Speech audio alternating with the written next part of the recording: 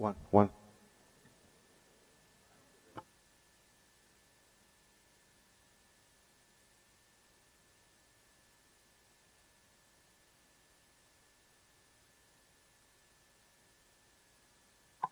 Can you hear from this microphone?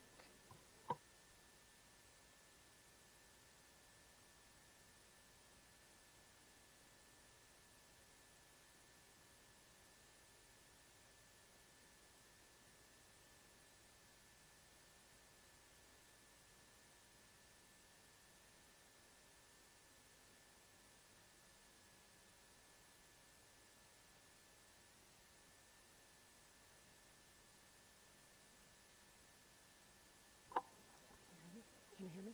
No, you can't hear?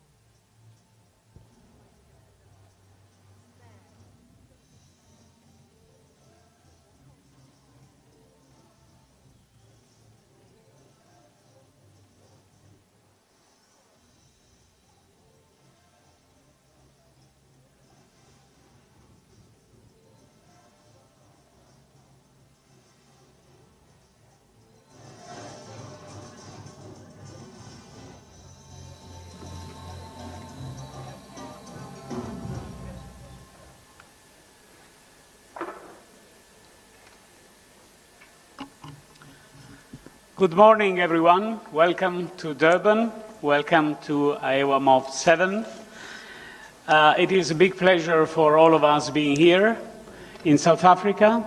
South Africa is a wonderful country, but it's also a very special country to AEWA. It has been a seminal country for AEWA because the first MOP of AEWA was held in South Africa, in Cape Town, back-to-back to CMS COP. And so it is really nice and very important that we are back here at the extreme latitudes of the overall flyway, which is taken over by AEWA. I was up early this morning and the Adada ibises were already screaming and shouting and advertising that the AEWA MOP is here. So it's really nice being in this beautiful country and beautiful city. The theme of the MOP is Beyond 2020. We are now approaching a new decade for conservation and shaping flyway conservation for the future decade and for the future. It is indeed a challenging task, but it is also a fascinating task and opportunity that we have ahead of us these coming few days. You have seen all the documents which have been offered on the website in time by the Secretariat of AEWA, which I already wish to thank warmly for organizing this meeting together with the government of South Africa and together with the Durban municipality and authorities. And it will be a very dense days ahead of us, and it will be a very interesting, I think, meeting. There are really new approaches to wildlife conservation, and there are new themes offered the discussion and reflection. So definitely we will enjoy the meeting, and every one of us has a unique opportunity to contribute to this meeting. It is now my pleasure as as chair of the last MOP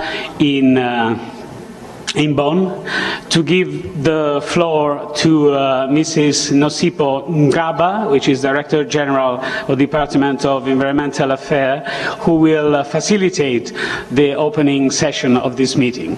Please, you have the floor.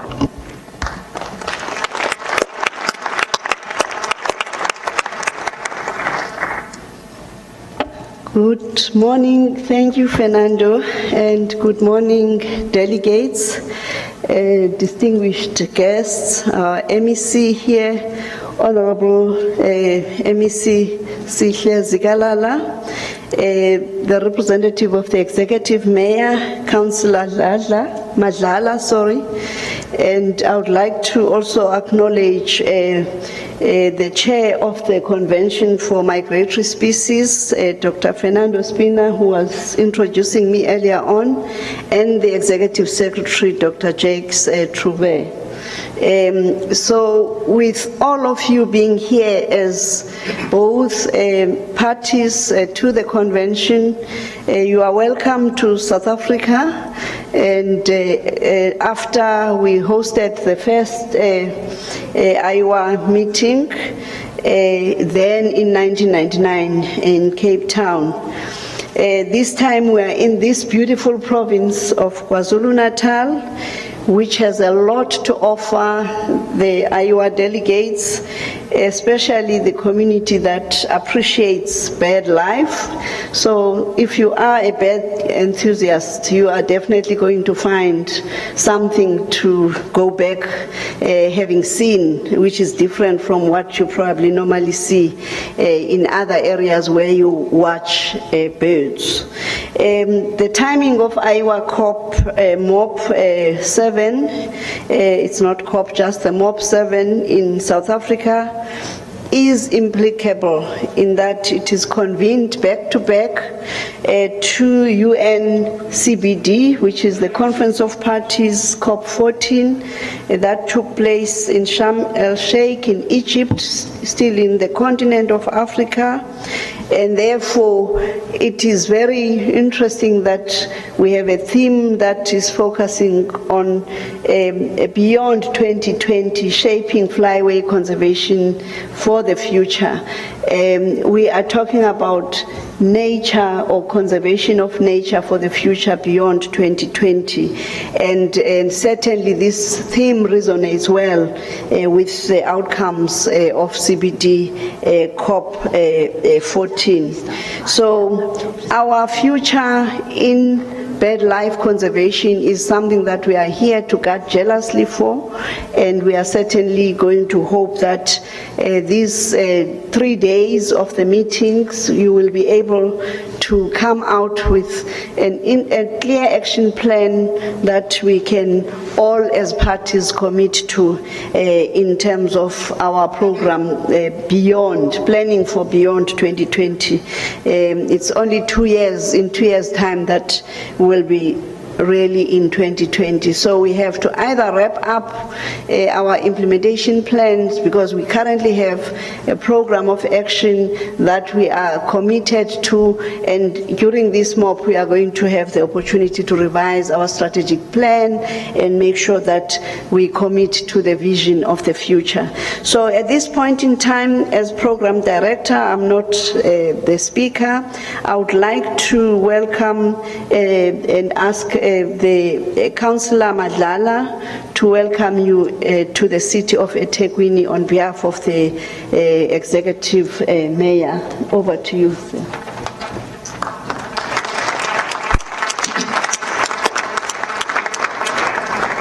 Program Director, who's also the Director General for the Department of Environmental Affairs, Ms. Nosipho Xaba, MEC for Economic Development, Tourism and Environmental Affairs in our province of KwaZulu-Natal, Mr. Sihlezi Kalala Kuzeni. Representatives of the Convention of Migratory Species, Honorable Secretary of the Agreement of the Conservation of African Eurasian Migratory Waterbirds, Dr. Jack Trovalis, CEOs and partners present, NGOs, delegates, ladies and gentlemen, members of the media, all protocols observed, good morning.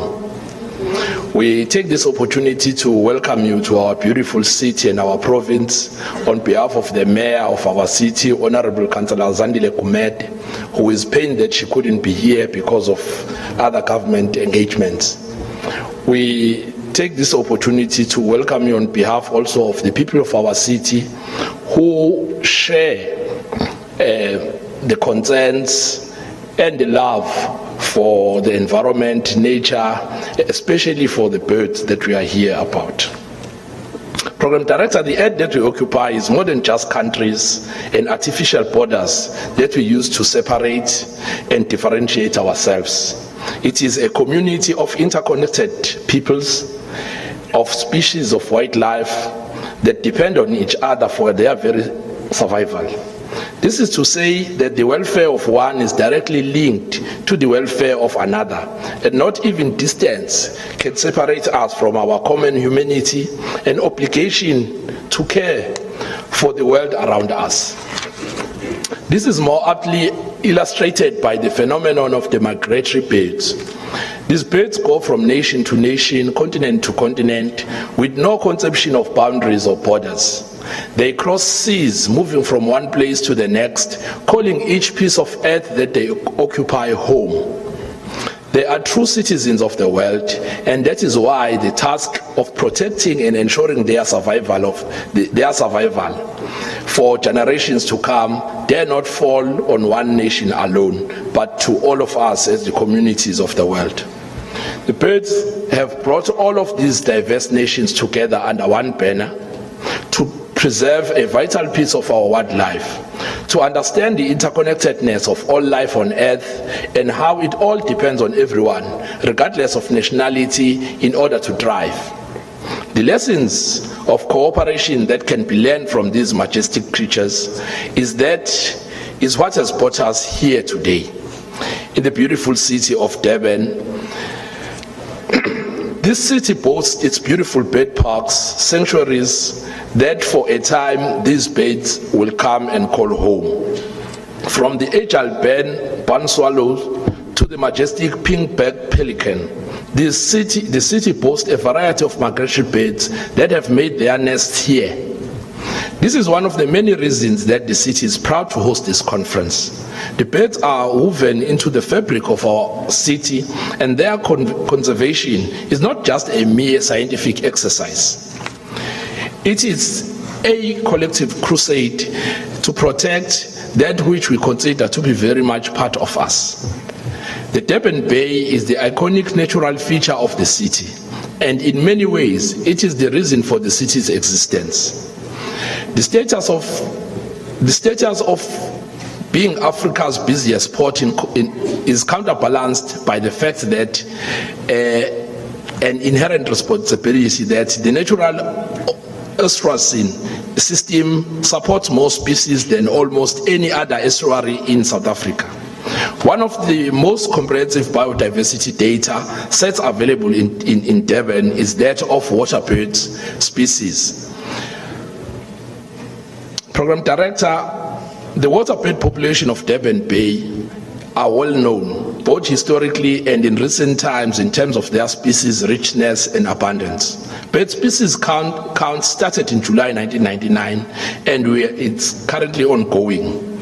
What started out as a birdwatcher's enjoyment and diversity of avifauna in Durban Bay has become key data set for the city of Durban, demonstrating trends in waterbird species diversity and abundance. The 19-year data set demonstrates the decline in the overall abundance of waterbirds. These trends represent a call to action to all the citizens of our city to ensure that their habitats are protected. We are dealing with issues of plastic pollution and other forms of pollution that might add to this situation. The city is not only beautiful in its aesthetics, it is beautiful in spirit, it is caring, not just the people, but in the manner that the species that occupy it are cared for. Despite the best efforts of all, there are always challenges when it comes to protecting wildlife. The earth is home to more than these birds. It is occupied by people whose needs at times may compete with those of these creatures. This is why platforms like this are critical if there are to ever be a successful intervention that will bring these competing interests to a place where all benefits. This conference, though, is about these birds. It is also about community and cooperation, which is the only way we can ever truly accomplish anything of great significance. Program Director, in conclusion, We wish you a fruitful deliberations, a successful conference. We hope that in your spare time you find time to explore the beauty of our city. We were encouraged when we learned that Dr. Jacques has been to the heritage route at Inanda, and we hope that other delegates will also be advised to take time to explore the beauty of our city, the richness of our heritage, our interesting cuisine, and the warmth of our people. With those few words, thank you very much. Have a successful conference. You are welcome to Durban.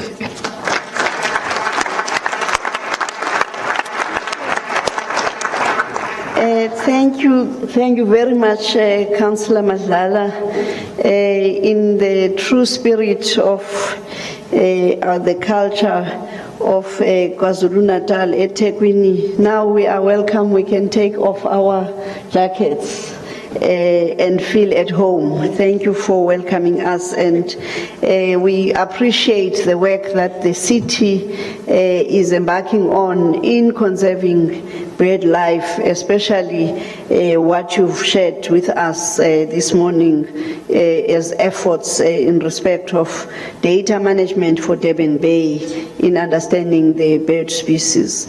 So at this point in time, again, as delegates and parties, you are aware that this conference is organized under the treaty or the international agreement under the Framework Convention on Migratory Species, which is administered by UNEP. And now we are going to listen to a video by Ms. Joyce Musuya, who is the Deputy Executive Secretary and also the current acting Director for UNEP. I would like us to then pay attention to the video. Thanks.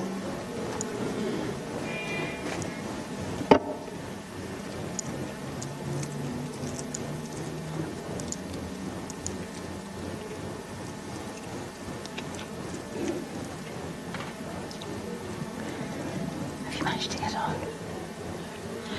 Do you see this one called A1? Yeah. Did you call the A1 or the Thank you for inviting me to say a few words at this important event. Migratory birds travel the length and breadth of this planet. Their epic journeys have been the source of storytelling and inspiration for people of all ages. Take something like the majestic white stork. The arrival of the white stork means something different to different cultures. From Poland to South Africa to the Middle East, its presence connects people and communities. The African-Eurasian Waterbird Agreement preserves these links and seeks to strengthen global cooperation around it. It is a powerful way we can connect and reconnect with nature. Climate change is threatening the future of billions of migratory birds. And I'm delighted to learn about the Climate Resilient Flyways project. The project aims to help waterbird populations and the local communities living in and around wetlands to build resilience to climate change. This is a great effort at international cooperation for migratory waterbirds. At the Conference of Parties to the Convention on Biodiversity in Sharm el-Sheikh, delegates spoke about how it's time for a new deal for nature. This is based on three principles: conservation, coexistence, and communication. I hope as you discuss this important topic in Durban, you may be guided by these principles. The New Deal for Nature is a massive, unprecedented political movement for nature. It is about bringing everyone on board, set out a love for nature. And this is something African-Eurasian Waterbird Agreement does so well. I wish you luck and look forward to hearing about the outcomes of this important event. Thank you.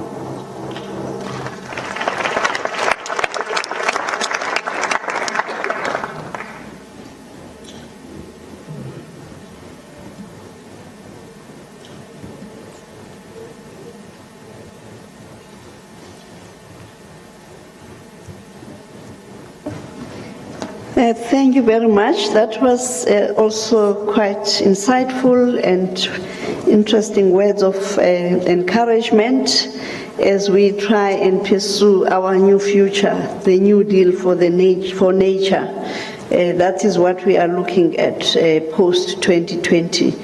I would like now to invite the chairperson of the CMF Scientific Council and AEWA MOP7 chairperson, Dr. Fernando Spina, who earlier welcomed us. Over to you, Fernando. Thank you. Thank you. Thank you. The Executive Secretary of CMS, Mr. Bradley Chambers, unfortunately cannot be with us today, but he kindly sent a statement which I would be glad to read if you allow me to. Excellencies, distinguished delegates, colleagues, ladies and gentlemen, it is a great pleasure and honor for me to have the opportunity to address the opening of the 7th session of the meeting of the parties to the Agreement on the Conservation of African and Eurasian Migratory Waterbirds. First of all, I would like to thank the government and people of the Republic of South Africa for their generous hospitality in hosting this meeting. I would also like to thank the Executive Secretary of AEWA, my colleague Jacques Trouvillier, for inviting me to send my regards to you, as unfortunately I cannot join you in person at this important meeting. I really would have loved to do so. The 7th session of the meeting of the parties to AEWA, under the theme Beyond 2020, Shaping Flyways Conservation for the Future, will set milestones for waterbird conservation and management along the African Eurasian Flyway for the next decades.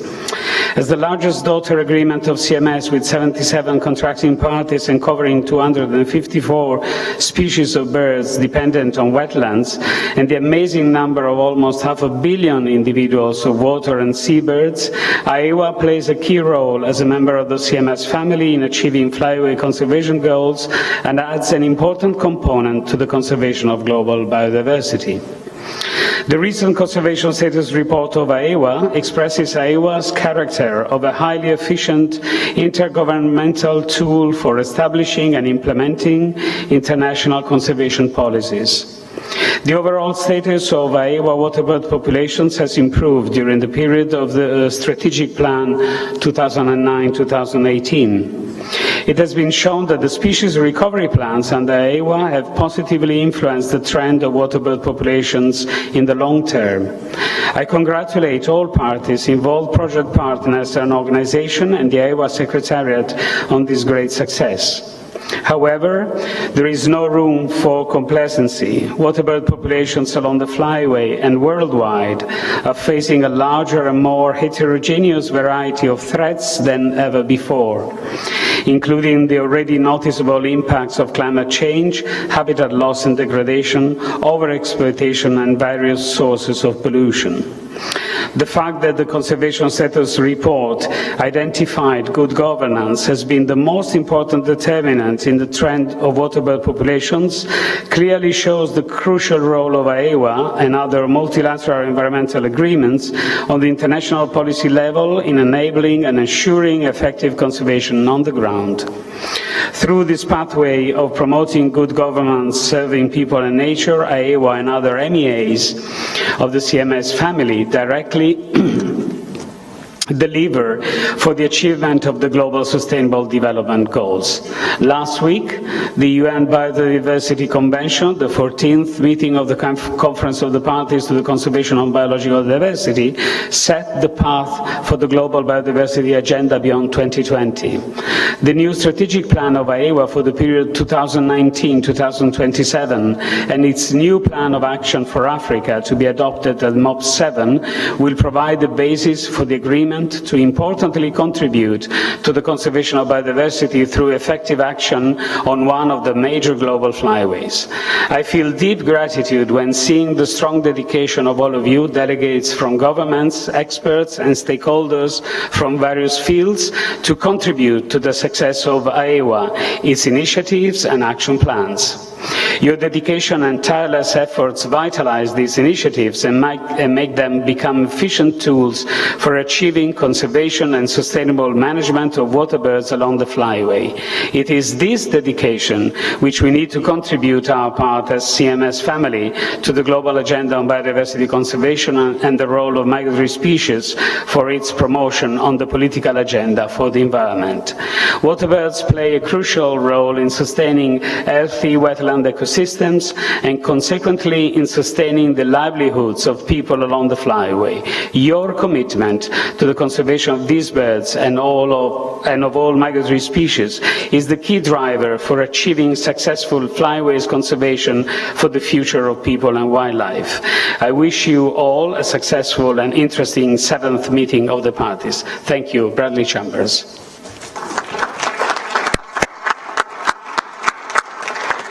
And if I may add a couple of words from my perspective of Chair of the Scientific Council of CMS, and given CMS being a convention, an international conservation tool which is strongly based on science, I think again AEWA is an example within the larger CMS family of a conservation tool and instrument which is based on sound scientific evidence and data. And from this perspective, of course, we all know that waterbirds as a group of species offer one of the best examples in the world of really excellent knowledge on different populations and lots of species at the different stages of the global flyways these birds are using. So I'm sure the deliberations which will be taken during these next days will be based on science and which will definitely contribute to the agenda for the next decade of conservation. Thank you.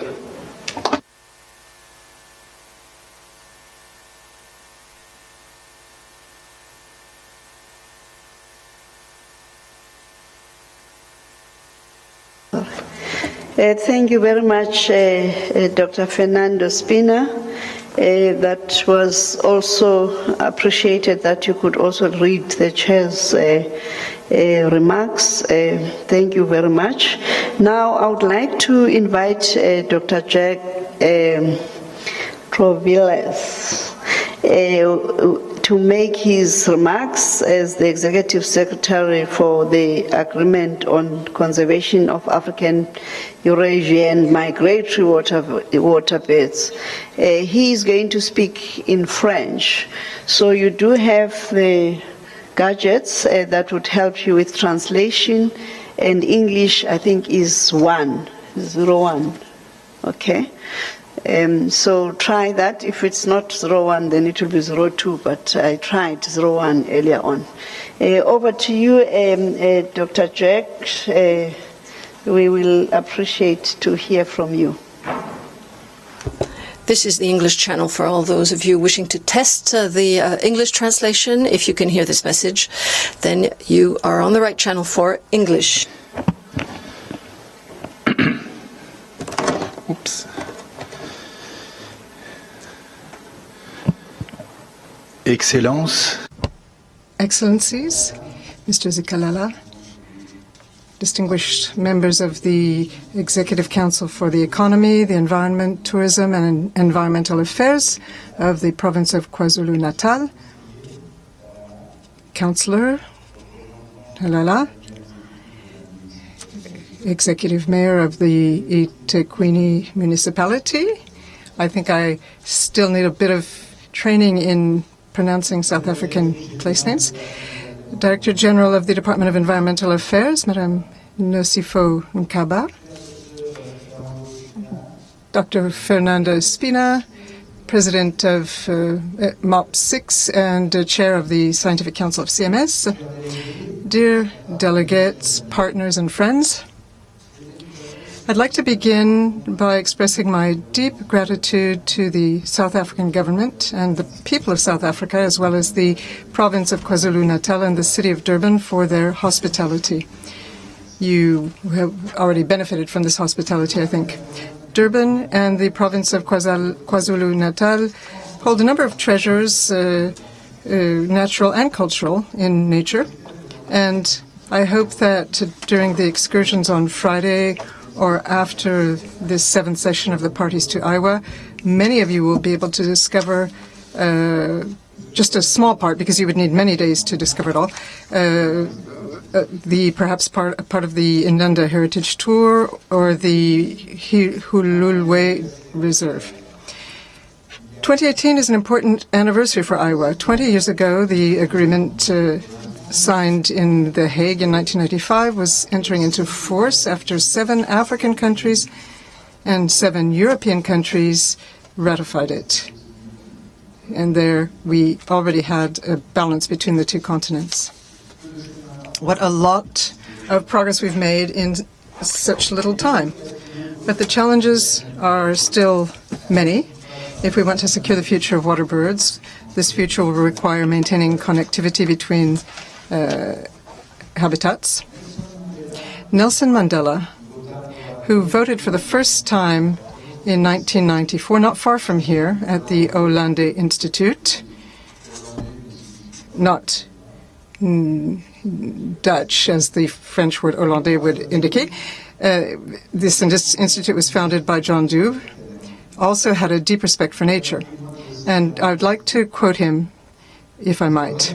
I dream of our vast deserts, of our forests, of all our great wilderness. We must never forget that it is our duty to protect our environment. In our big AEWA family, we're very modest, but we're all moved by our passion for birds and driven by our passion for birds, and we have great ambition for the agreement. Mahatma Gandhi, who lived for years in South Africa and founded the Phoenix settlement not far from here, challenges us all when he says, "Be the change that you want to see in the world." All of us here in this room are actors in the fate of water birds. Each of us has the ability to contribute to their protection. Because MOP7, the 7th session of the meeting of the parties to AEWA, is a crucial stage in the development of the agreement. You're going to be deciding this week by adopting the 2019-2027 strategic plan and the action plan for Africa, which path we're going to be taking in the coming decade, but also the means that we're going to be able to put to achieving these aims. And of course, the budget is not the easiest item to deal with, but let us show ourselves to be generous and bold. AEWA is an agreement which can make a crucial contribution to the post-2020 objectives. And these will be discussed and adopted at the next conference of the parties to the CBD. And this contribution, it can show how migratory birds, habitats, and communities are interconnected. And the MOP7 slogan confirms this. Beyond 2020, shaping flyway conservation for the future. The Secretariat of AEWA is at your disposal throughout these 5 days that we have to spend together, and I hope that your meeting will be very successful. Thank you.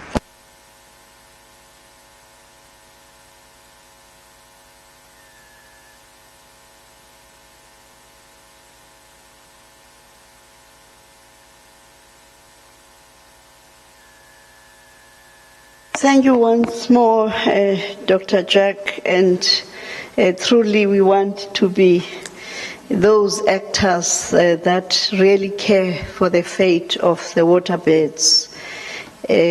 Our efforts must be to conserve the species, but in particular because we are talking about migratory waterbirds and their habitats, it is our duty to make sure that this conference will then give us a clear sense of what we can do collectively as regions and as global partners, tied in under the CMS as a convention. So thank you very much for that. And I was earlier told that there is another video. Is it the same video that played earlier on, or is it different? Okay. Can I then invite then the second video before I bring on stage the MEC? Thanks.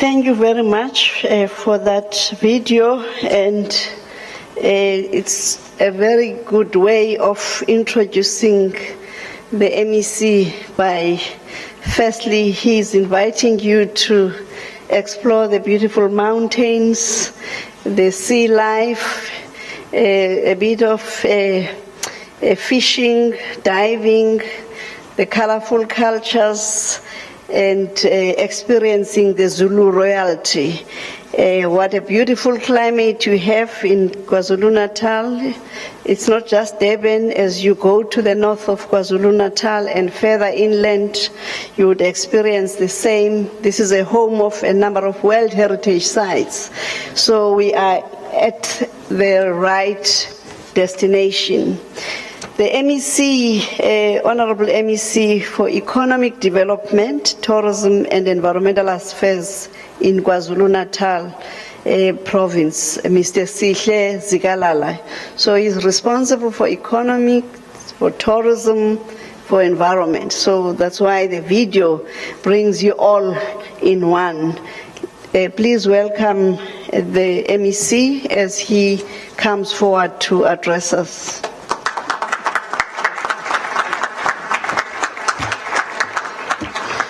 Thanks. The program director, Ms. Nosipho Tsaba, who's also the Director General of the Department of Environmental Affairs in the Republic of South Africa. The representative of eThekwini Metropolitan Council, Councillor Nkosenhle Madlala, the chairperson of CMS, Scientific Council and AEWA, Dr.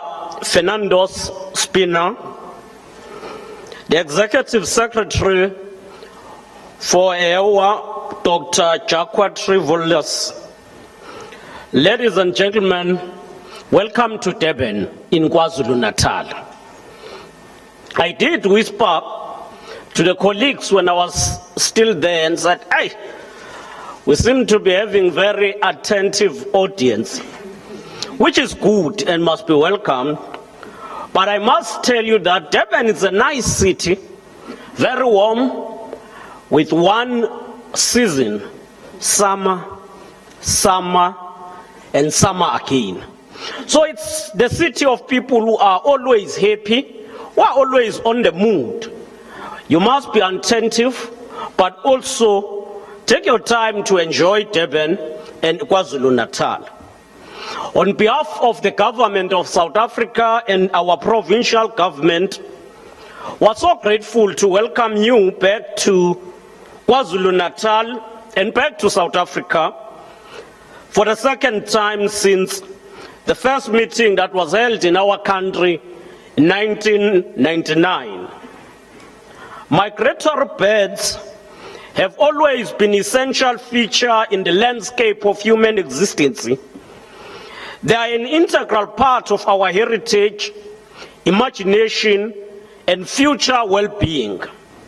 They constitute an important part of the global biological diversity, which, in keeping with our obligation to the Convention on the Migratory Species and the Convention on biological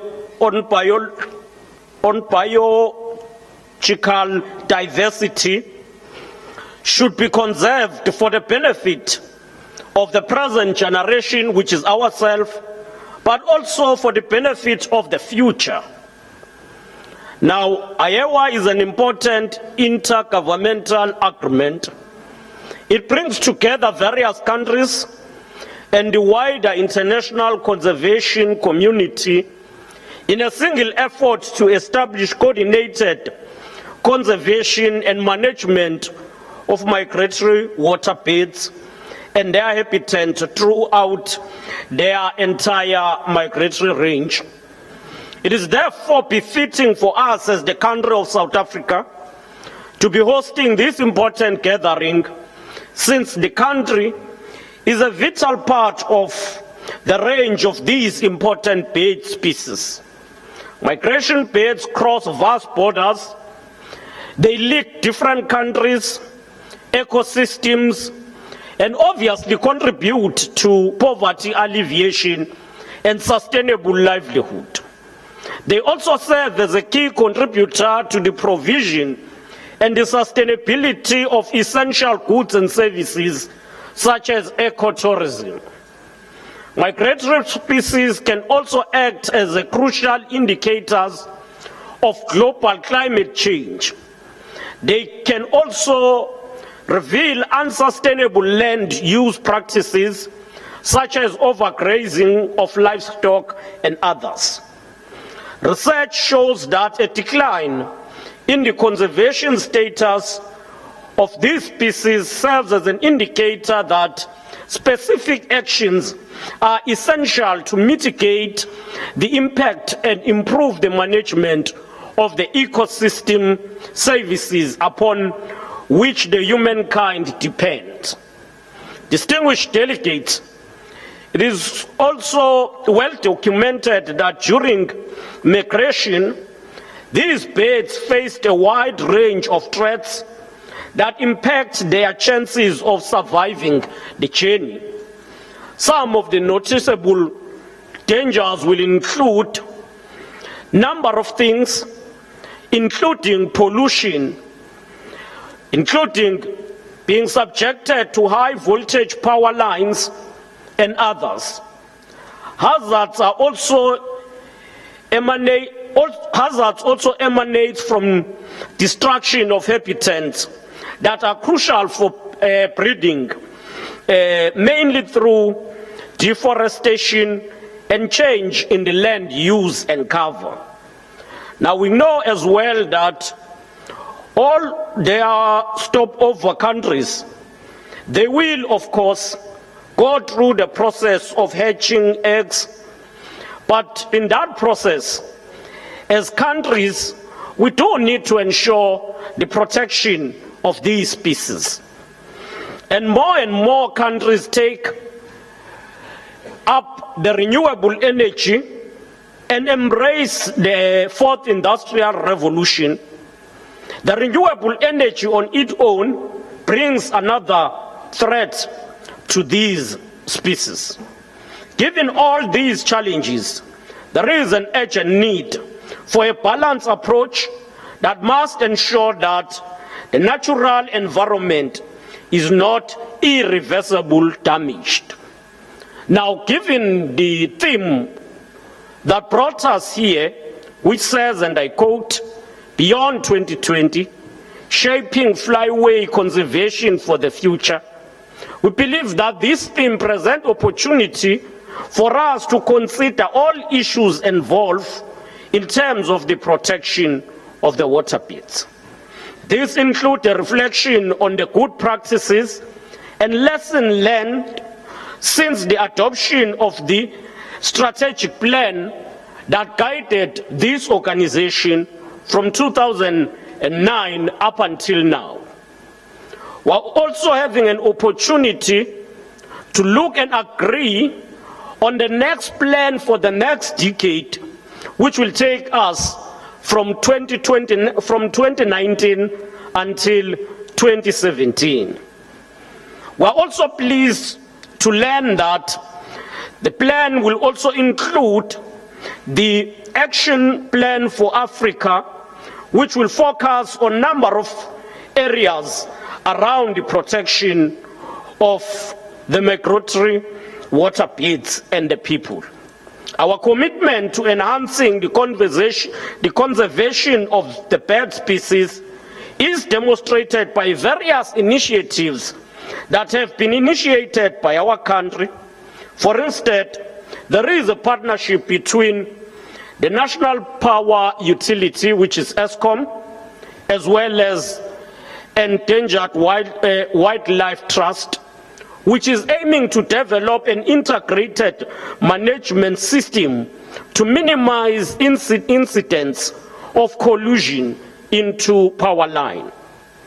But more than that, ESCOM, working together with BirdLife South Africa, entered into a partnership that does not only result in conservation of these species, but also mobilize landowners in their respective vicinities to ensure that they protect biodiversity. This has also added benefit of contributing to conservation estate in South Africa, where an additional 8,000 hectares were purchased by the very same power utility ESCOM to ensure that it's declared as part of the new Ingula Nature Reserve. The area is also registered as an important bird area with BirdLife South Africa. Now, these are concerted efforts that have been employed by our government to ensure conservation action by all of us, including government, nature conservation organization, our scientists within the conservation sector, but we once again pledge that we must work together to protect these species and, of course, our natural resources. There is also an urgent need for us to focus on awareness and education on conservation and sustainable use of migratory birds. These birds are also an important source of revenue for our country. We therefore are hopeful that we will work together to ensure that this conference emerge with a tangible plan that will help us to navigate the future, not only for us, but for generations to come. As we conclude, we are aware that on Friday, you will be undertaking field excursions. The excursions will include a visit to KwaMuhle Museum, as well as a visit to Inanda Heritage Route, which showcase Durban important historical sites, such as one of the very important historical sites where former President Nelson Mandela casted his vote in 1994 for the first time in the first democratic elections in this country. You must also take time to visit the Durban Bay waterbed count to also have a practical experience on what Durban is doing in this regard. The Indlinza forest is also a regular breeding site of the global treated spotted ground thrush pigeons. This is one example where we will be able to showcase and present to you the work our communities are doing. Now, having said this, we wish to take this opportunity to wish you fruitful deliberations, but more than that, we equally call on you to take time and experience the warmth environment of Durban. Once again, we say, beyond 2020, as a global community, we must serve and protect our precious and important waterbeds. With those few words, we wish to welcome all of you in this city of Durban and in our country. Feel at home and have fruitful deliberations for our future. I thank you.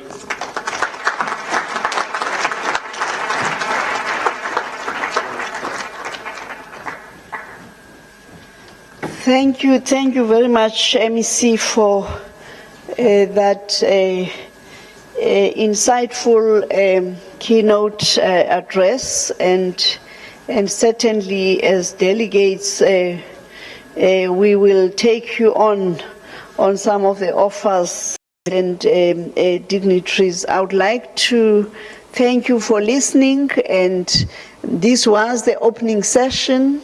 And there is, in terms of the program, after tea, we are going to be able to come back and continue with the business of the conference. I would like to invite you to a photo session. First, we will have the dignitaries here before the MEC leaves us, and then we will move, because it looks like the beauty of Durban is not quite good when you stand outside of this building. We would have to move further, so we are avoiding wasting your time. Therefore, we'll try and request that you move from the far ends and come closer so that we can take a picture together as delegates at this opening session or opening plenary. So that is what we will do now for the next 5 minutes, and then thereafter we go for tea, and you will then be invited to come back and be seated. What's the time? Fernando, when do you want? I am ready to take over anytime. Anytime. So we'll say tea break for 10 minutes? Okay. No, I think we will have tea break after. Okay, all right. Let's take the picture, the photos now. And the colleagues from protocol must assist us. So, please, I would like to ask you for a minute of patience. We would like to take a photo of the VIPs first. So when that is concluded, we would like to ask all of you to stand up and come to the front and fill this space in front of the stage and on the stage. So the group photo will be taken from a high vantage point. So we'll try to squeeze you as much as close to each other. You know, we're all a family, don't worry. So don't worry to be close to each other. So just a minute of patience, please. So we don't know whether we smile or not smile. Smile.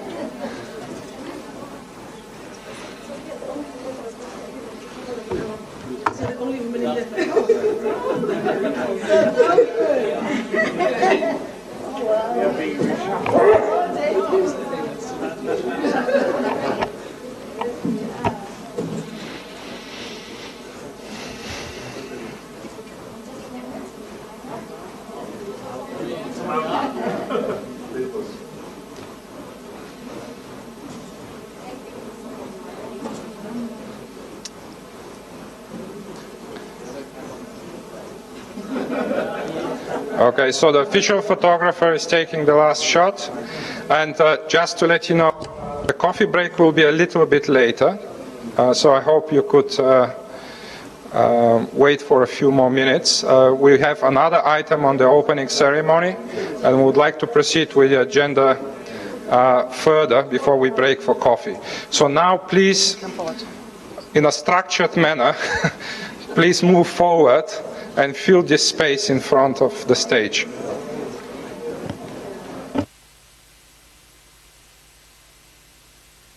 You are facing the back of the room. You're watching the entrance, please. So this way. Come here on stage. Fill the space on stage and between the screens here in front.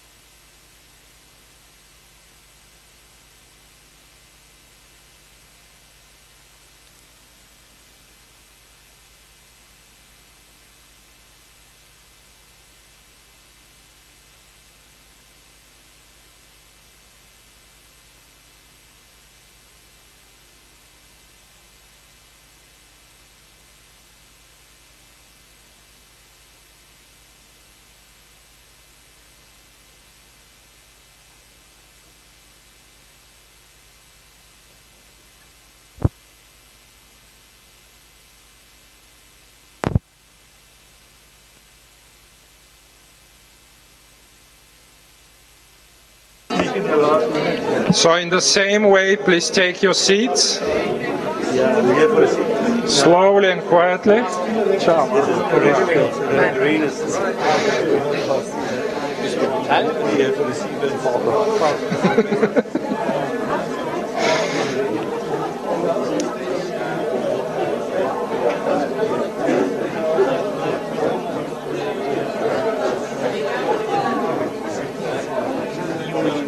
Or should I introduce the session of the award session? I can do it. I can start.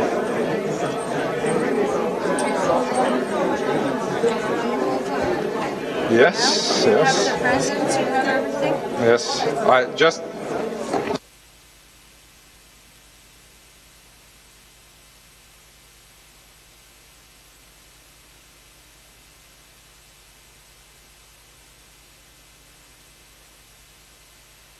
Now you can run with later. Yeah. You still need to know. Okay. I'll see you later.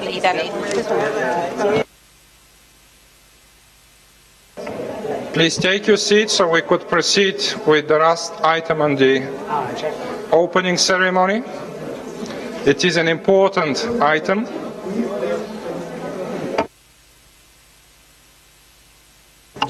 So if you would kindly take your seats, we are now with one of the most important agenda items in the meeting, which is agenda item number 8.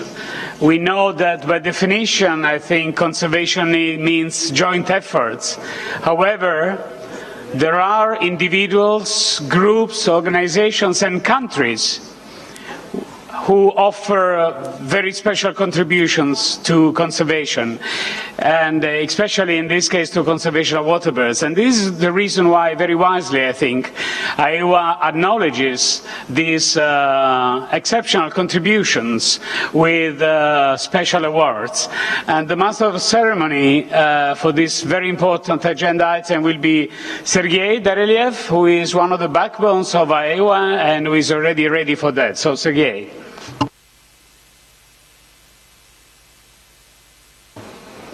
Thank you, Chair. Good morning, ladies and gentlemen, dear colleagues, dear friends. It's a wonderful feeling to be again together at a session of the meeting of the parties, and I hope you feel the same way. Correct? Yes? I'm not hearing. Yay! Okay, I'm starting to believe you. The MOP is not just an occasion to get together as a family to take stock of the progress we have made in the conservation and sustainable use of migratory waterbirds and decide for the future of this treaty. But it's an opportunity also to meet with old colleagues and friends, to establish new work relationships, make new friends, and also to recognize and celebrate the dedication, the achievements, and the special contributions that organizations and individuals make to this treaty and to the conservation and sustainable use of migratory birds in this part of the globe. For that purpose, the Standing Committee had established back in 2003 the AEWA Waterbird Conservation Award. It has been an interesting process of selecting candidates throughout these last 15 years, and yet again the Standing Committee has reached an agreement on the winners of this award in 2008. So I would like to proceed with the first award winner in the institutional category, and the winner is the nature conservation sector of the Egyptian Environmental Affairs Agency at the Ministry of Environment.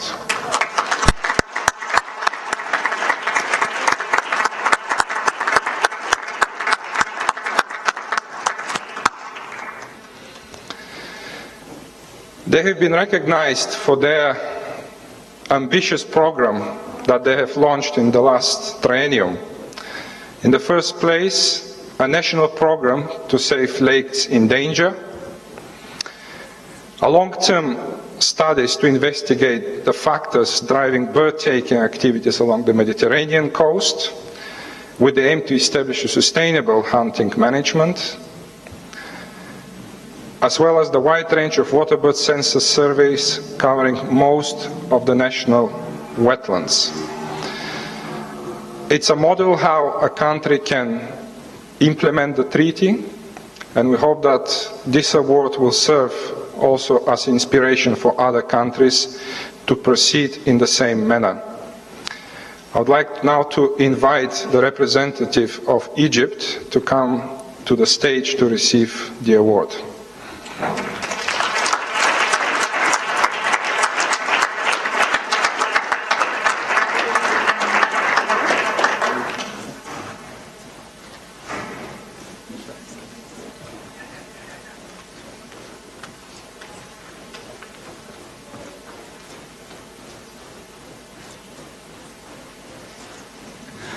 So the award winner is being handed a certificate as well as a signed copy of a photograph.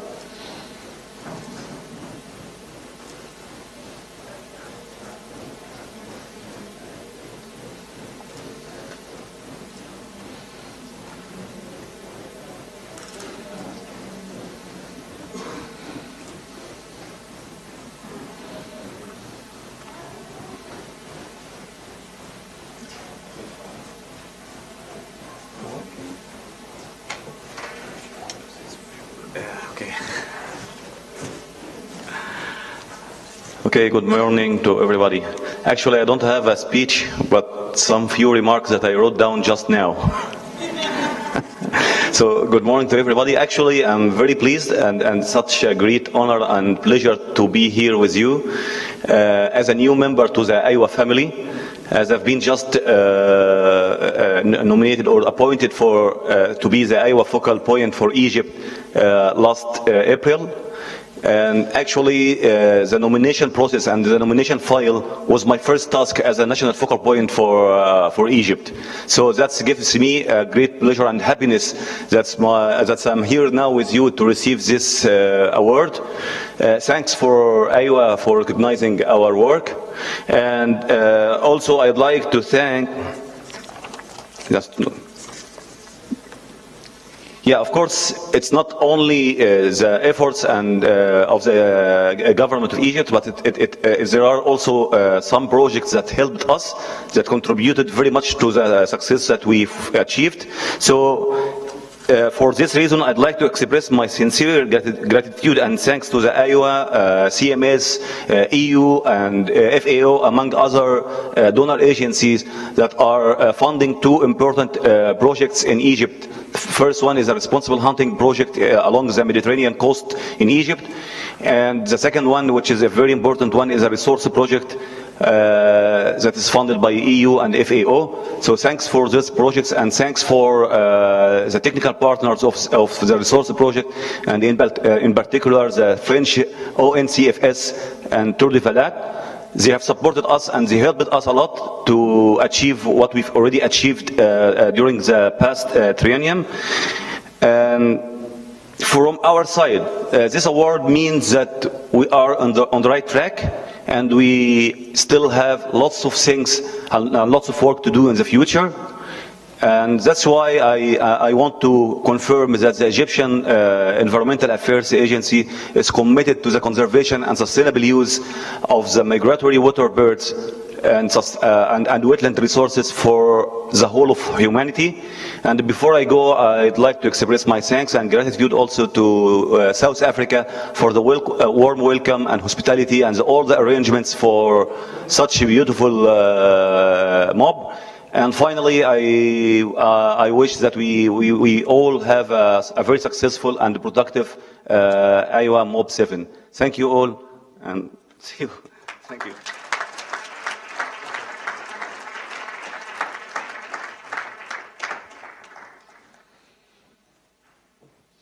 Thank you very much. Thank you indeed. May this award serve as an encouragement to continue the good work that you are doing and strengthen it for the good conservation outcome. Thank you very much. Let me proceed with announcing the winner in the individual category. Organizations consist of individuals, so they are only as good as the individuals that form them. Therefore, it's important to organize not only the collective body, but the people that make those bodies. And for this edition of the Waterbird Conservation Award, the winner is Ohad Hadzofe, head avian ecologist in the Israel Nature and Parks Authority and AEWA National Focal Point.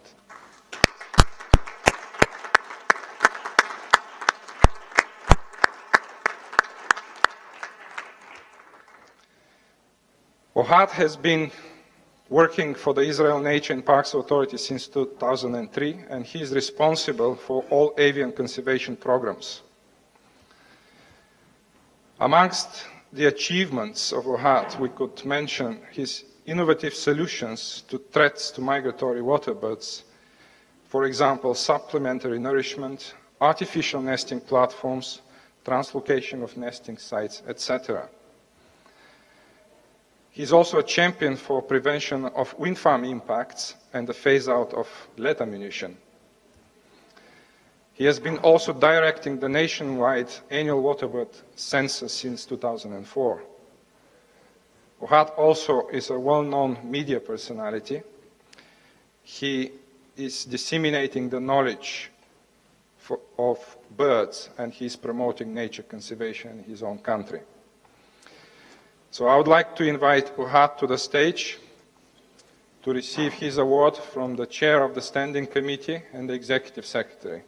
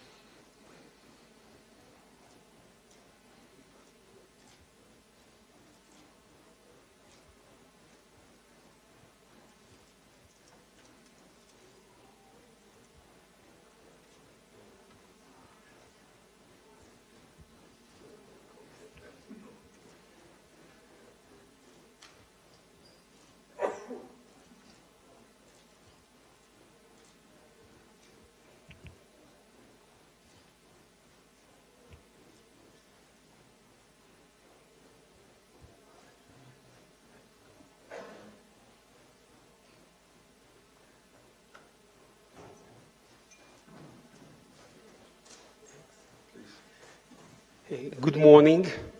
I'm excited and embarrassed. I'm not used to receive the awards. We are doing the work mainly for the conservation of the birds, whether migratory or resident. And it's not a one-man show.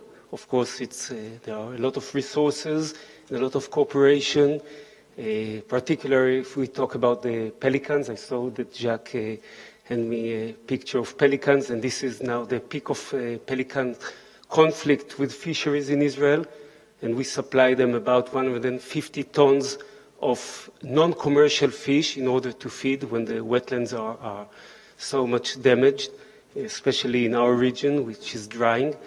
So I would like to thank AEWA and CMS, of course, and all my colleagues, and especially my wife, that is suffering from the scent of pelicans when we hand them. We are working with birds in hands, not only in regulations and statutory aspects. So thank you, and hope that we'll have a fruitful meeting and extend our collaboration. We conserve those pelicans and other migratory water birds on a flyway base and not only on a country base. So thank you, and I'm very excited.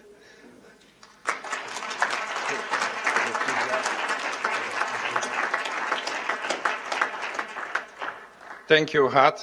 Well deserved indeed. And please keep up with the good work you are doing. You are located in a critical part of the flyway, so the work that you are doing has a big impact on the fate of the waterbird populations. I would like to proceed with one further announcement. Let me just make sure that I have everything loaded correctly.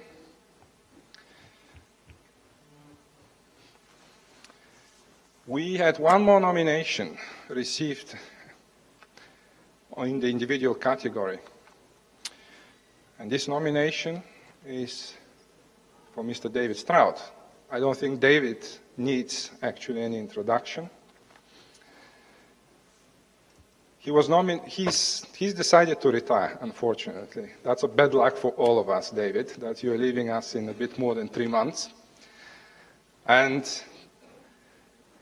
his government nominated him to be recognized with a Waterbird Award.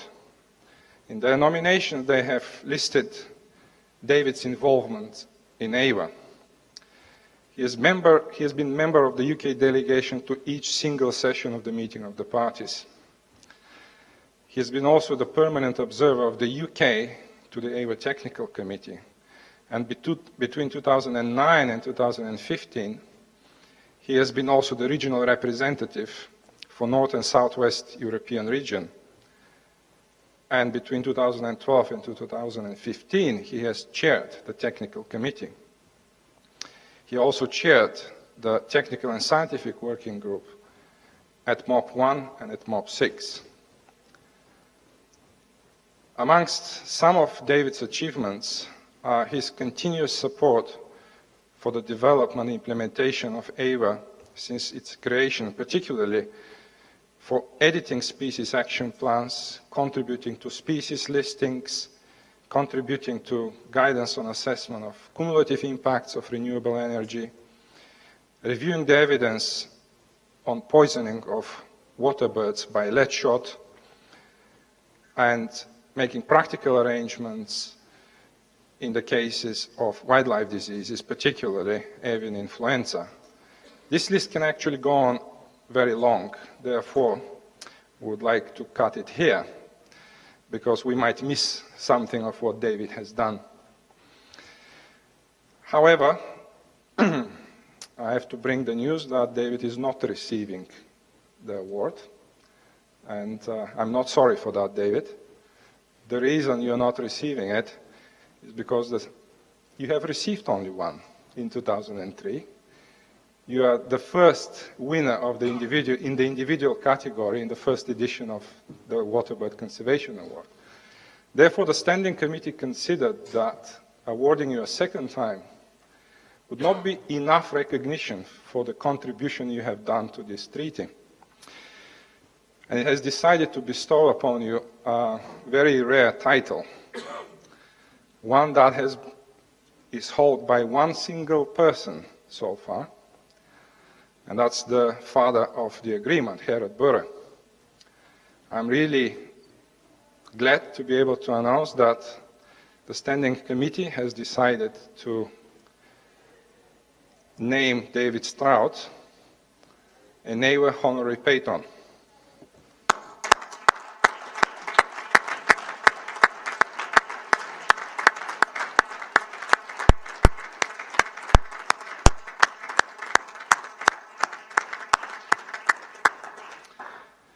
You're only the second person to receive such a title. You're joining an exclusive club with Herod Burre. Herod couldn't be here with us today, but he sent a message for you. So I would like to read it out. It's a short message, David. So Herod says, "Dear David, there are not that many people who have been involved in the development of AEWA from its very beginning, and you're one of them. We have known each other for over 30 years. I know your hard work on national and international conservation issues. For example, remember the Odessa Protocol and proceedings, or the 6 years we worked together with other people on the organization of the 2004 Waterbirds Around the World Conference, including its monumental proceedings. This was a milestone in your activities of promoting flyway conservation. Your style of working has always been modest, but very impactful. Congratulations on the well-deserved honorary patron title, and we shall find an opportunity to celebrate that in person. Warm regards, Herald.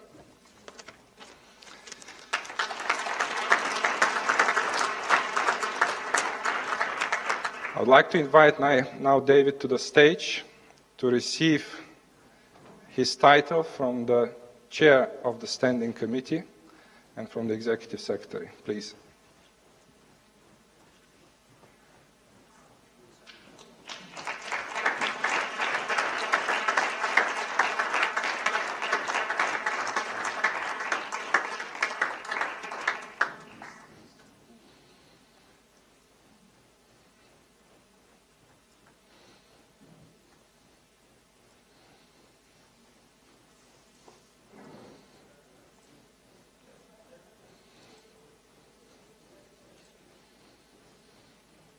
So David, if you can stay there where you are with the chair, because that's not all you're going to receive. It's a unique title. As I said, it's a very rare occasion that anyone is awarded such a title. It's an award by admiration, and David will receive a special token which the honorary patrons are receiving, which I'm going to hand over now to the chair to decorate David with a special edition of the AEWA logo pin made of a precious metal.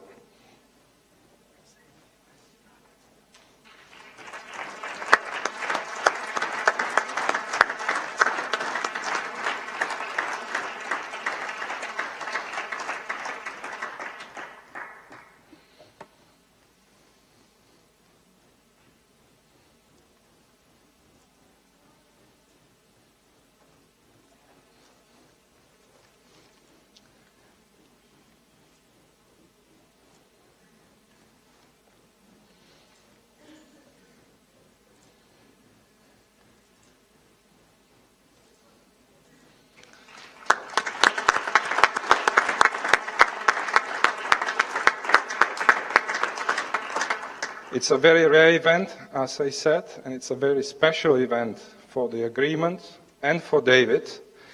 I think David, please stay there.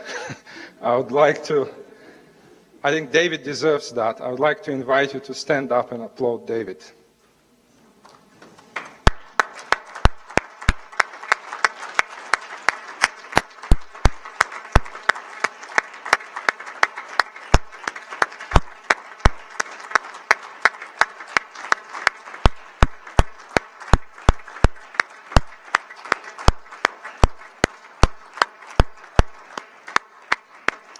Fantastic. Thank you so much. Thank you. David, please. Friends, thank you very much. It's a bit overwhelming. Thank you so much for this honour, and nothing could give me greater personal pleasure than to have this formal association with Herald Bora, the patron of, the father to the agreement, whose energy did so much to bring AEWA into existence. I consider myself very much a subsidiary patron, a backstop patron perhaps. My association with the agreement extends almost over my working lifetime, from the early discussions in the 1980s through to the present, where it's lovely to be back again in South Africa, nearly 20 years after the first meeting of parties. In those years, AEWA has gone from strength to strength, and it didn't really seem possible that when just the 22 parties were meeting in Cape Town, 2 decades later, they'd be joined by a further 55 parties across the entire agreement area, from the high Arctic to this southern terminus of the African-Eurasian migratory systems. And there are more signatories to come. As well as gaining coverage across a significant extent of the agreement area, AEWA is supported by an active secretariat with talented and deeply committed staff, which act as the vital organs of the agreement.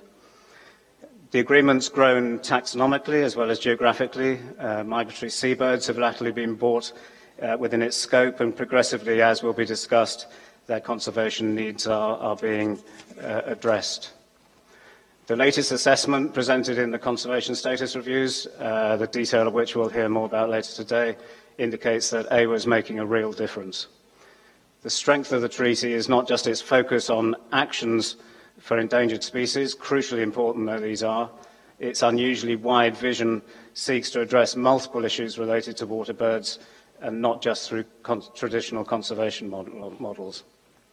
For example, the agreement created a framework for the close involvement of the hunting community as a key element in its mission.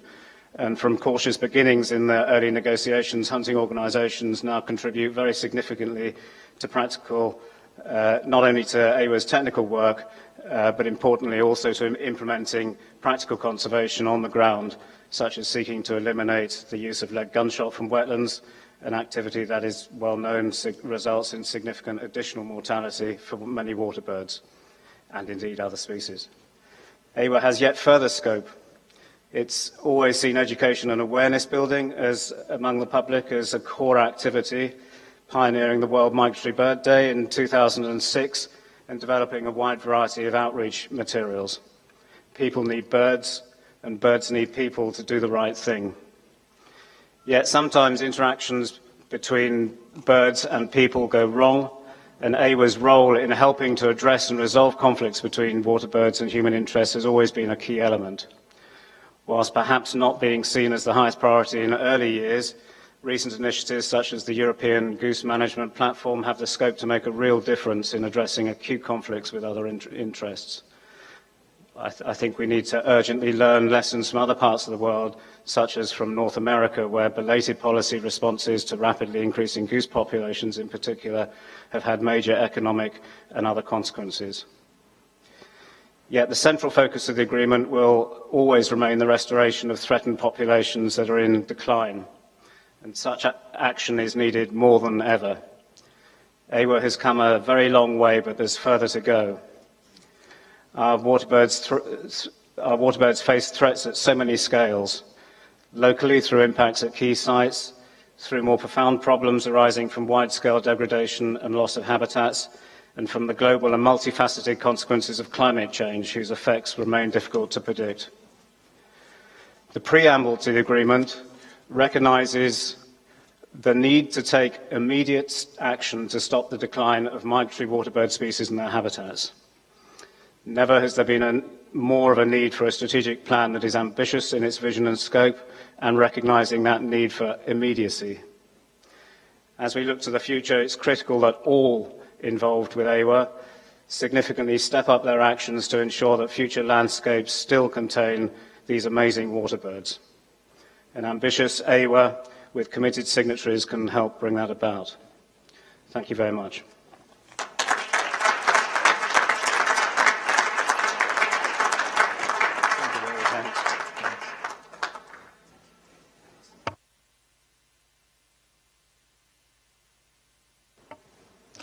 Thank you, David. Thank you very much also on behalf of the Secretariat. You have been a pillar of this agreement. You've been our rock for the Secretariat. You've been the person we've always been referring to. You've managed to get us through the narrowest bottlenecks. So we're really grateful for the service you have provided to the Secretariat and the treaty as a whole. Thank you very much indeed. With this, we conclude this award ceremony. It was a very special one because of the people we have recognized and the special occasion we had to recognize our second AEWA honorary patron. Thank you very much, and may this serve as an inspiration for all of you to keep up with the work you are doing, and some of you might be on this stage next time. Thank you.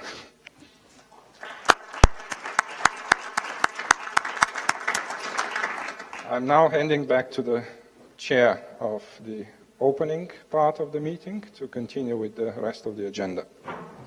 Thank you, Sergei, and thanks everyone for having joined this very important session, which I think it's really an example for all of us of what can be done for water bird conservation.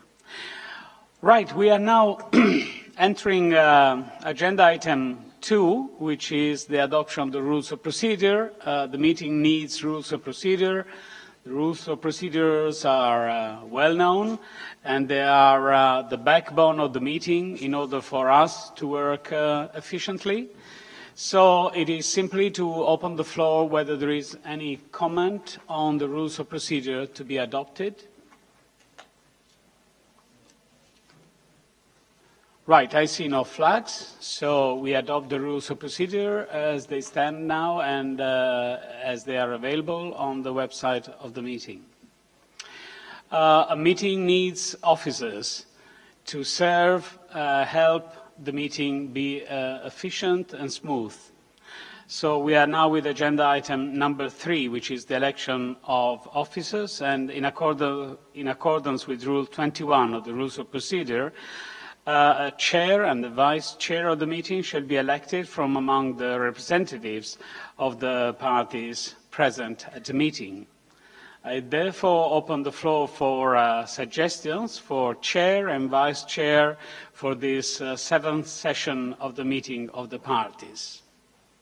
Yes, I see Uganda. Uganda, you have the floor. Thank you, Chair. I nominate Republic of South Africa as President of MOP7. Thank you, Uganda. I recognize Norway. Norway, you have the floor. Thank you very much. Certainly would like to support that nomination, but I would also like to propose Uganda to be our Vice President. Thank you. Thanks very much. Norway? So we have proposals for both the chair and vice chair of the meeting being held in Africa.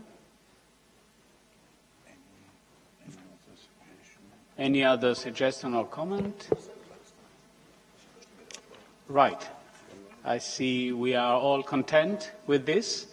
So the chair of the meeting will be representing the Republic of South Africa with Mr. Shonisani Munjetsi, and Uganda will be vice chair of this meeting.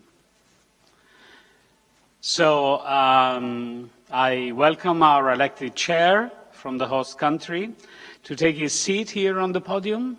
So Shoni, if you would like to join us.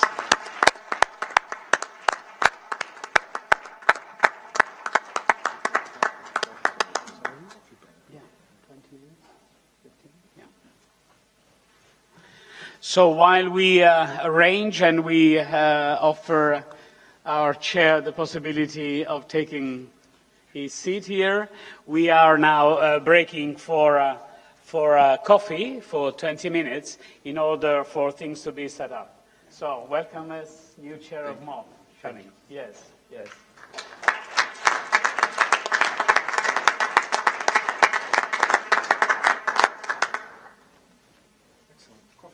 So enjoy your coffee.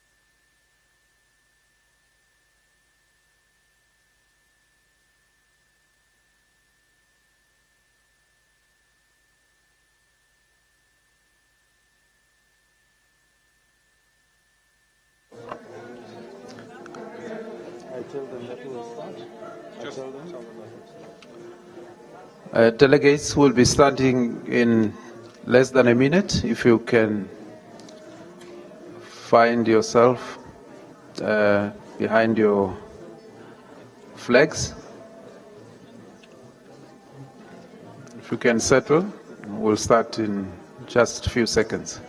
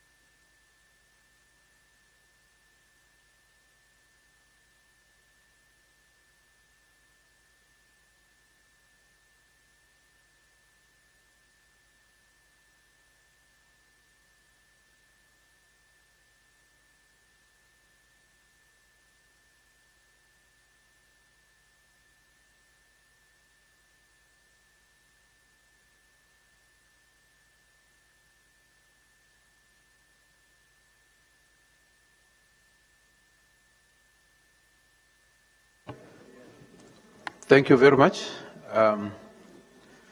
We are going to move on with our agenda, dealing with substantive issues. I've been duly informed that the time is very tight for the agenda that has been prepared for today, which is the first day of our meeting. We'll try, with your cooperation, to move as fast as we can, but also doing justice to the agenda at hand. We'll now move to agenda item 4, specifically dealing with the provisional agenda that has been presented, including the meeting schedule as part of Doc AEWA MOP 7.3 and also AEWA MOP 7.4 Rev 2. I will request the meeting to adopt the agenda as proposed, including the meeting schedule.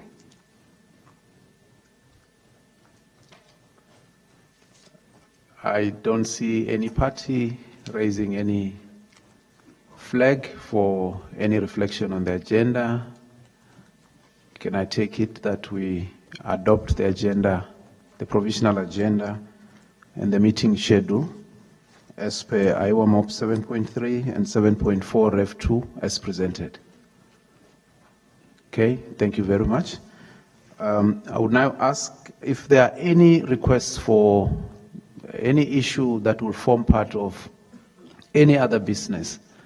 If any party would want to raise the issues that must be considered as part of item 30 towards the end of this meeting, if there are issues that will form part of the any other business that need to be raised so that they can be noted. I don't see any raise of the flag from any party. Therefore, we'll move on as scheduled. I now move on to ask Secretariat through CJ to introduce the meeting schedule in detail and also the document workflow.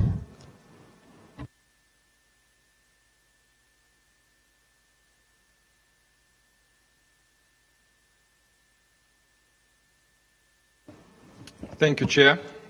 The purpose of this very short presentation is to just make sure that you are aware what will happen in the course of the next 5 days and how exactly the in-session document procedure will be handled so that there will be no confusions where to find documents and when. So in the very first place, this is how the meeting schedule looks like. I don't expect you to read it on the screen, but it's available on the MOP7 webpage, so please do access it from there and download it on your devices if you don't have it yet. So very briefly, what will happen in the next 5 days? Today we started with the plenary at 9 o'clock, and this plenary will continue until tomorrow at 16 hours. The purpose of this plenary is to introduce the agenda items on the MOP7 agenda and to take short statements from the floor. There will be no discussion in the plenary, but please do make your statements on any item that you may want to do that. So this will be very helpful to the Secretariat and the chairs of working groups to actually decide on the schedule for the working group sessions according to the statements that we are going to receive here in the plenary. So between now and tomorrow at 4 o'clock, we will be in this room and we'll be introducing the agenda items and receiving your statements. The working groups will start at 16:30 tomorrow, and they will continue until Thursday at 18:30. I've put the time intentionally in brackets here, because if you haven't finished your business in the working groups until 18:30, you may continue at your discretion until the morning of Friday. The working groups are two. Working group 1 is on technical and scientific issues, and it will be meeting in the plenary hall. The second working group is on administration and finance. We'll be meeting in a breakout room, which will be described later on where it's situated. So very importantly, the working groups do need to conclude their business. Whether it will be until 18:30 on Thursday or earlier, if possible, or later, it has to be done in one or another way. On Saturday, we're having the final and closing plenary. We'll be again all meeting in this room here between 9 and 17 hours. This is when the meeting will take its decisions. All the draft resolutions and any other decisions that may arise during this meeting will be taken on Saturday. Immediately after the closure of the 7th session of the meeting of the parties, there will be a very short meeting of the newly elected Standing Committee. The 14th meeting of the Standing Committee will take place after the closure of the session, the plenary session on Saturday, between 17 and 17:30 hours. The purpose of this meeting is to elect the officers of the Standing Committee. That means the chair and the vice chair. There will be no other agenda items. All elected members are invited to attend, and all parties are also invited to attend as observers if they wish. The venue exactly, which room it will be announced later. In the margins of the MOP, there will be a number of other events. So the side events will be taking place either in the lunch breaks or in the evenings. The lunch break side events will be taking place every day between 12 and 14 hours. Some of them will be parallel, others will be only one side event at a time, depending on which day of the week it is. In the evening, we have 2 evenings on Wednesday, tomorrow, and Thursday. We have parallel side events between 18:45 and 19:30 hours. It's a busy schedule of side events, and there is a very good selection of side events for you, so please do feel free to attend those side events. Well, I guess the next item is what you all came for. That's the excursion day. So that will be on Friday, 7th of December. It will be a full day offered. It's a complimentary offering by the host country. On that day, the Secretariat won't join you, unfortunately, so we'll stay behind and work on the amendments that you have introduced to the documents. so that you have them ready on Friday evening or Saturday morning. And the host is also offering 2 other events. There will be a reception tonight. There will be further announcements on the logistics. It will be outside of this venue. And there will be a gala dinner on Friday evening after your excursion. So that will sort of complete nicely your day with a gala dinner offered by the host country. So moving to the in-session procedures. So please, any statements, proposals, comments, revised texts, after they have been read out, after they have been shared in the respective plenary session or working group session, please email them to this address you see on the screen, aewa.mop7@unep-aewa.org. This will help the Secretariat to actually keep a full account of all submissions. You could also copy substantive officers with their individual emails, but in the nominate email to which this has to be submitted is this one. Thank you in advance. So how are we going to handle the in-session document procedure? It's not that complicated, but please pay attention. All revised documents will be indicated as working group papers, WGP. I'll show you in a minute how this indication will work. If there are more than one version of the in-session revisions, they will be numbered consecutively. All amendments in the WGPs will be visible in track changes mode so that you could check only what has been amended rather than reading through the text and comparing with the original draft. The final revised version will be no longer a working group paper, but will be indicated as a relevant revision number. This revised version, will be a clean document without track changes and will be submitted to the final plenary session on Saturday, 8th of December, for adoption. So how does this will look? So here we have the pre-session document and we have the in-session document numbering. So we're taking a hypothetical document, draft resolution 1, revision 1. As you know, sometimes we do need to make revisions even pre-session. So the very first revision of that draft resolution will be numbered WGP1 and will be uploaded on the MOP7 web page in the in-session folder. That's where you have to look for. If there will be another revision following that one, it will be numbered WGP2 with track changes, all of them. And then if there is a third revision, which we hope not, this will be numbered WGP3. The final document that goes to the plenary on Saturday will be numbered REF2 because the pre-session document was already REF1. These two documents, the WGP3 and the REF2, are identical documents. The only difference is that WGP3 contains track changes, so you could see all the amendments made from the original pre-session draft, and the REF2 version is the clean version, so please do use both versions. All revised documents, as I already said, will be available on the MOP7 webpage in the in-session folder. Don't look back into the pre-session documents. Please mind that there will be no printouts of the WGPs. So please download those documents and keep a close eye on the updates of that folder. Only for the plenary session on 8th of December on Saturday, there will be one complete set of printouts of the clean versions for each of the party delegations, not for the observers. So we are trying to run a meeting as low as possible on paper consumption.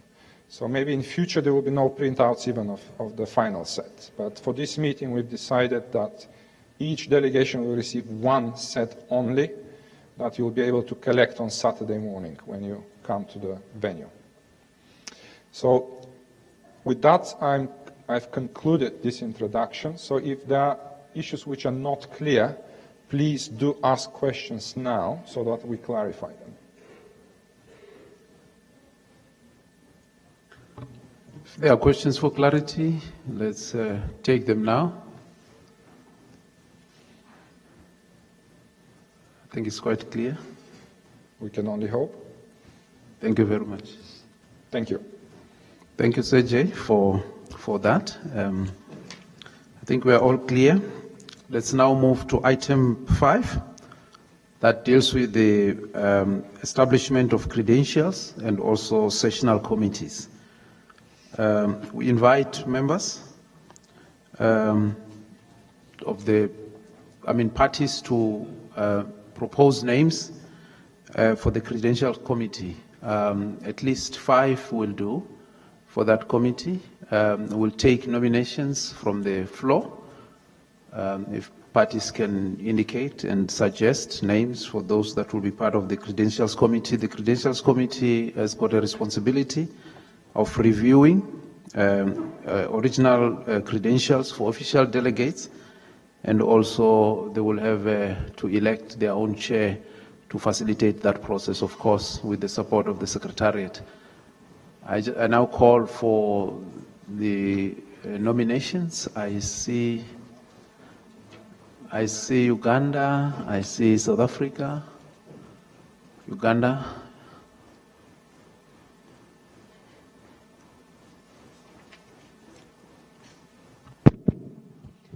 Thank you, Chair. Uganda would like to nominate Ghana and Morocco on the Credentials Committee on behalf of Africa Group. Okay. Ghana and Morocco on behalf of the Africa Group.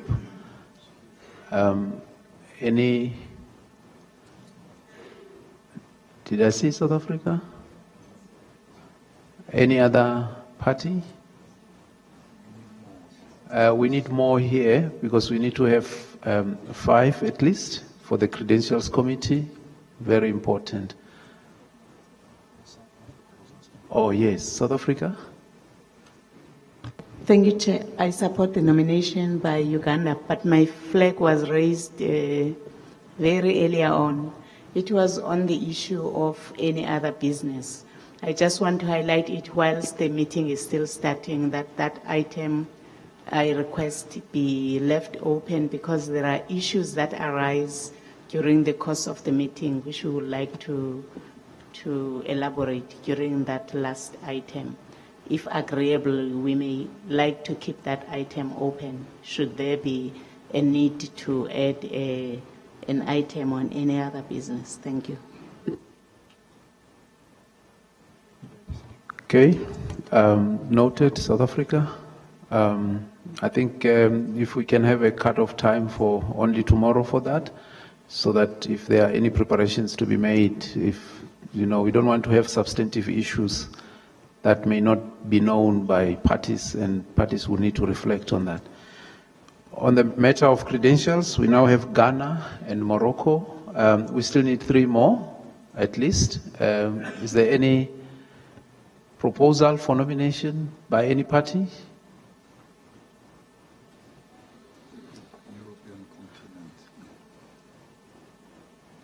EU?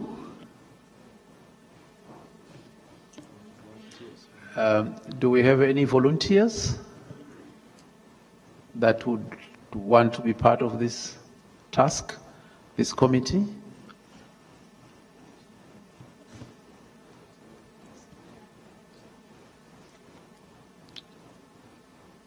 Even if it's not 5, if we get 4, we'll still be okay. Just help me there. Okay, UK. Thank you. I think we're happy to participate and nominate ourselves for the committee.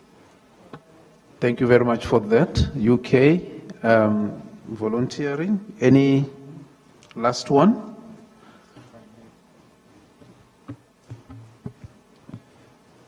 The role of the Credentials Committee is to establish who holds the right to represent the state they come from. Therefore, it's an important role, and we also need to have representatives who could read various languages. Currently, we have 2 countries that can handle English and French language credentials. We would invite Arabic-speaking countries, although Morocco can also obviously handle Arabic, but maybe another Arabic country can also volunteer to join the credentials committee. So ideally 5 members will form this committee, and it will be facilitated by the Secretariat. So you will be guided in your work. So please do volunteer for that task. It does not require an awful amount of time. You'll be meeting in a couple of times in the margins of this meeting to establish which credentials are permissible and acceptable for this meeting. So currently we have 3 nominations, as we heard from the floor. So please do come forward with 2 more.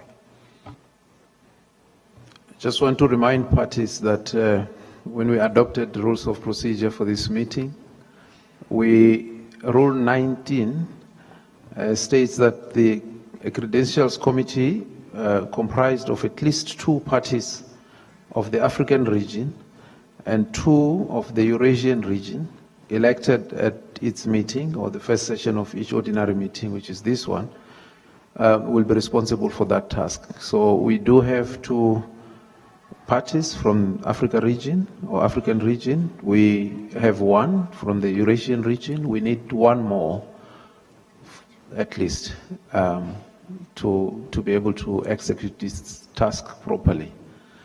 Any other party from the Eurasian region that volunteers to be part of this credentials committee will really appreciate. Netherlands.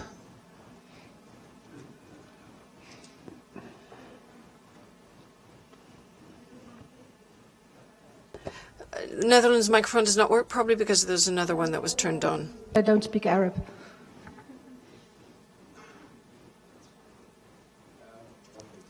I think we'll be covered in that. I know Morocco does speak French, and they also may. I think it could be we can work with what we have. We've got 4 countries with us. We've got Ghana, we've got Morocco, we've got UK, we've got Netherlands, and we'd like to appreciate the countries that volunteered and also those that accepted the nomination to be part of the Credentials Committee. Thank you very much for that, and we confirm these 4 as members of that committee, the Credentials Committee. And the committee will be supported by Ms. Catherine Lehman from the Iowa Secretariat. And we just want to remind all parties that please submit your credentials to the Secretariat as soon as possible. If you have not done so by now, please give your credentials directly to Kathy, and then she will advise you as to when the first committee meeting will be. During the break, she will come to you. Those 4 countries that have been nominated to be part of this Credentials Committee will be informed as to where the meeting is going to be. It has to be today, because the report, or the first report from the Credentials Committee, is expected to be presented here in plenary during the morning session tomorrow. Now we move to the next item, specifically that will deal with the election of the chairs of the 2 sessional committees. As is standard practice in AEWA, we have a working group that deals with finance and administrative issues, finance and administration, and also a working group that deals with scientific and technical matters. So we, as parties, you are invited to put through your nominations for the chair, or to elect the chair of each of or chairs of each of these working groups, and also vice chairs of each of these two working groups. So we'll open the floor for that to be done now. And I therefore call upon parties to indicate those that they would want to propose as chairs for the two committees, and then we'll look for the vice chairs. I see Uganda.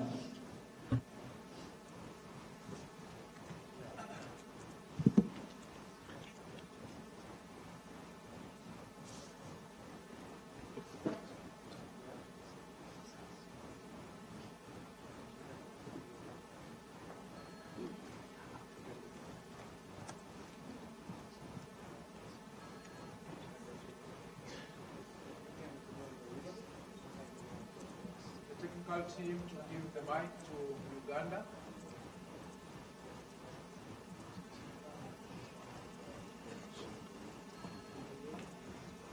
Shall we? Chair, yeah, Uganda would like to nominate Norway to chair the Finance and Administrative Committee.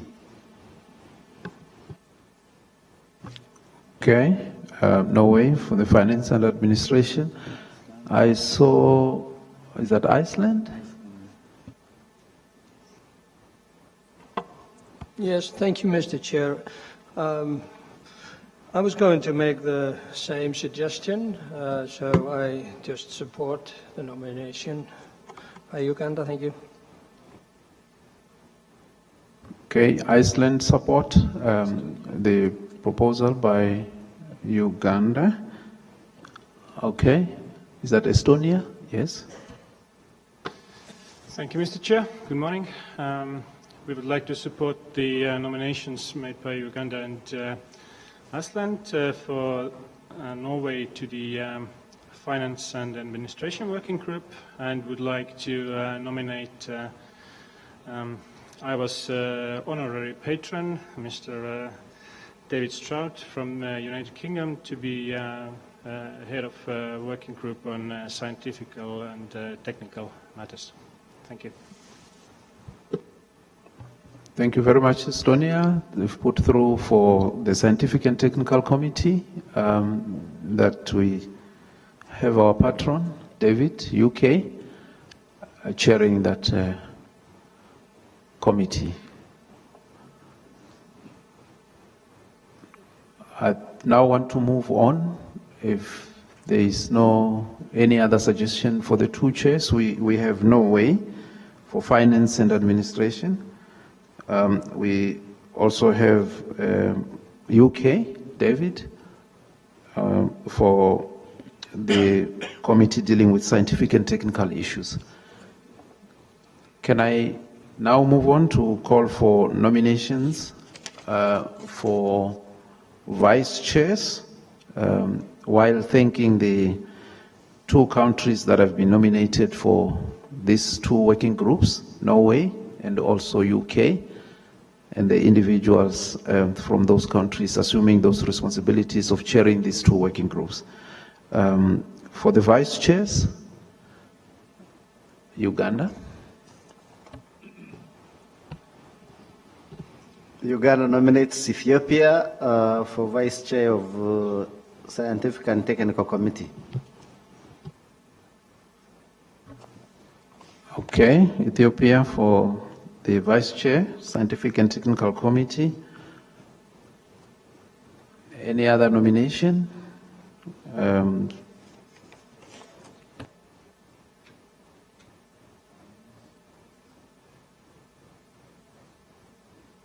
For finance and administration, any nomination for vice chair?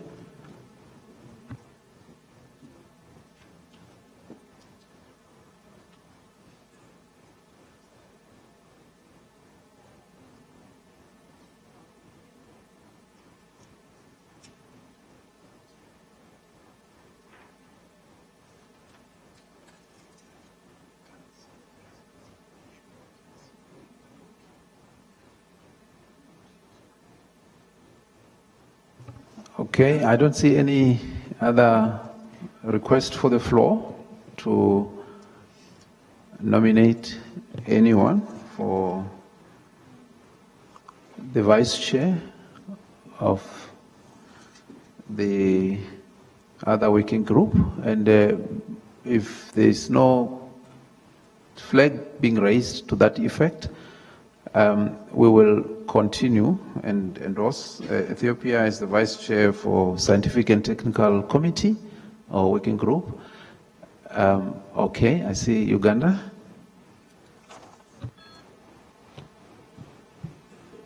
Thank you, Chair. I want to nominate Kenya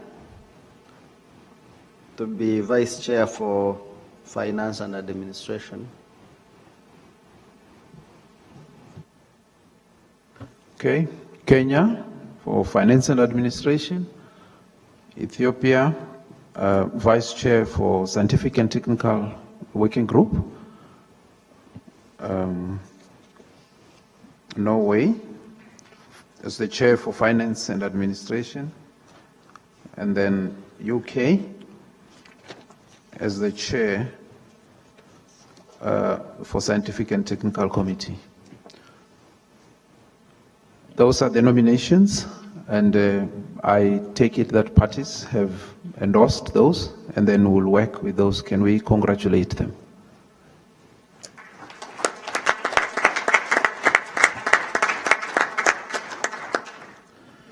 Working Group 1, which is Technical and Scientific Working Group, will meet in the plenary. And Working Group 2, which is Finance and Administration, will meet at the Flamingo Room. I'm just pointing that way. I think it's that side. So you will find it. It's called Flamingo Room. It's already set. We now move to item 6, which deals with the admission of observers.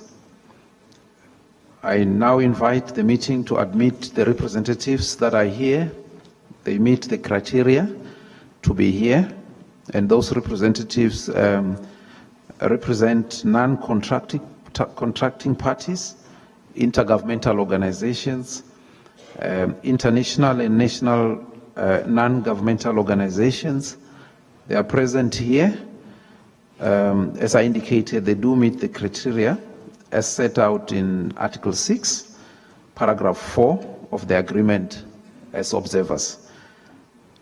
The meeting document that we would like to refer parties to is meeting document 7.5, revision 1, which deals with this matter. And I would present to you those observers as per that document for your support that they be part of this meeting as officially recognized observers.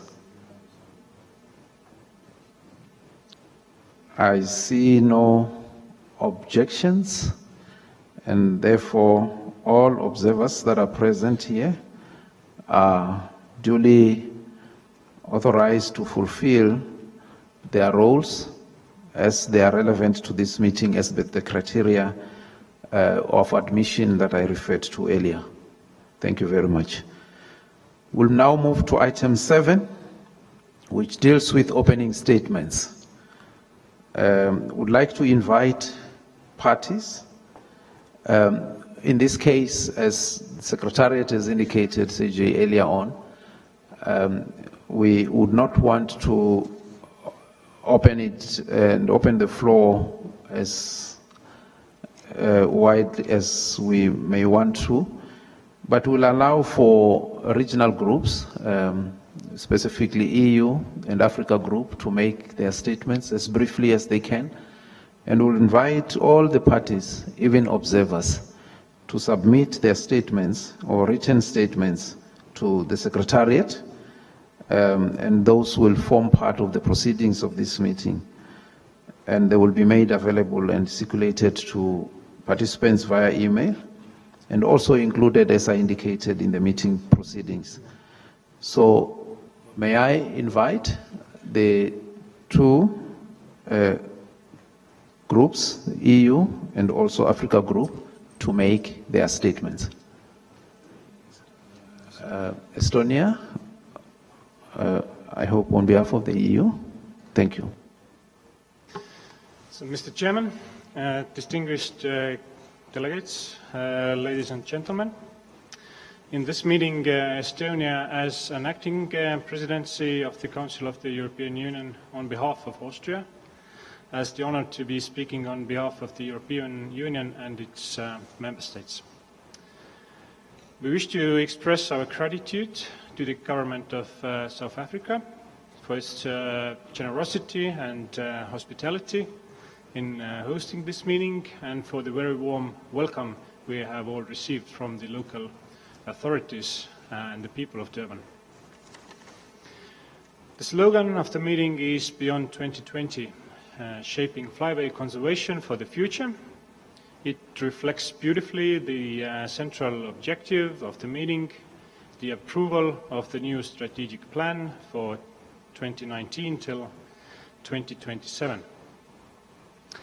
The EU is committed to the conservation of migratory waterbirds and has strong dedicated legislation, the EU Birds Directive, providing for their conservation and sustainable use in its member states.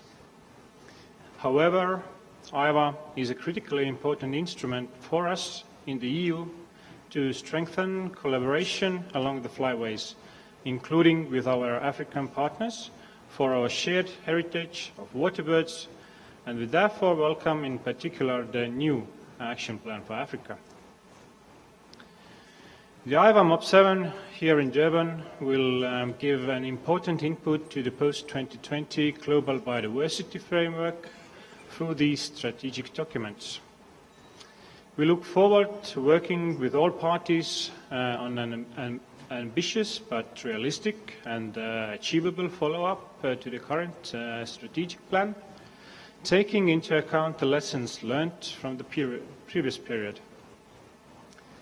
This decision should provide for making real progress towards achieving the objectives of our agreement and the SDGs, as well as strong commitments of parties and all other relevant stakeholders to spur its implementation. Through such action, we will significantly advance the conservation and restoration of biodiversity and the vital life support services it provides. As 2020 is just around the corner, we need to make every effort to achieve our agreed goals. The European Union and its member states are fully committed to this process. The EU and its member states welcome the work that has been carried out on the international single species action and management plans. These plans will provide an important framework for the conservation of key migratory bird species and the habitats that they depend upon throughout their annual migration cycle. We look forward to working with other contracting parties and different stakeholder groups in order to make significant progress on the conservation of migratory birds. And finally, we would like to extend our thanks and congratulations to the Secretariat, to the Technical Committee and the Standing Committee for all their work in preparation for this MOP7. We are looking forward to engaging actively and constructively in the discussions over the coming days to ensure that this 7th meeting of the parties is a success that delivers tangible results. The agenda for this MOP provides a real opportunity for a meaningful and successful outcome. It is in our hands to achieve this goal. Thank you, Mr. Chair. Thank you, Estonia, on behalf of EU. Uganda.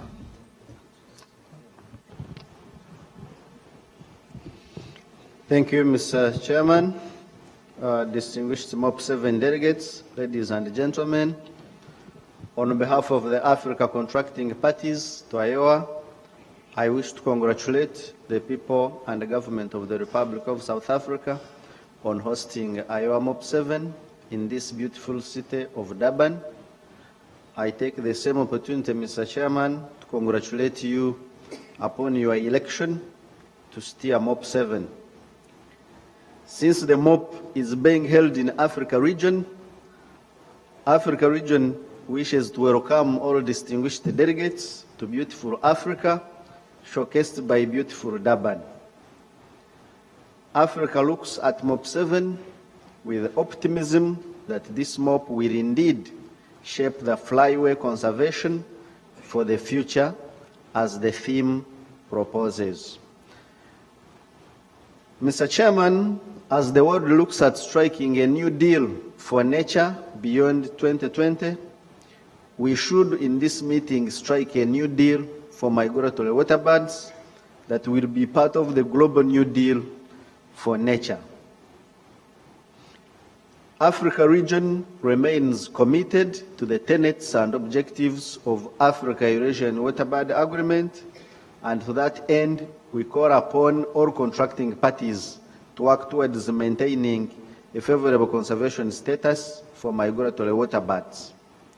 We call upon our contracting parties to support and indeed provide financing for the implementation of the strategic plan for AEWA and our plan of action for Africa, which we think are blueprint documents to make a positive contribution towards having a favorable status for the migratory waterbirds.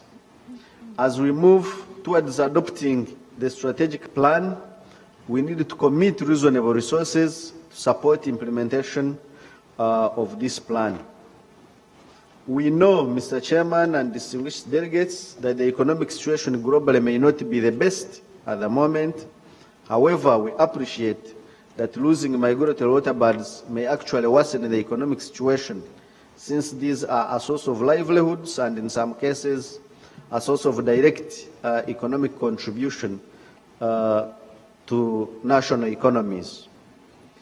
The 7th edition of the Conservation Status Review indicates mixed positive and negative outcomes, but what is clear is that we can get a net positive conservation outcome if we strive collectively for waterbirds within the framework of AEWA.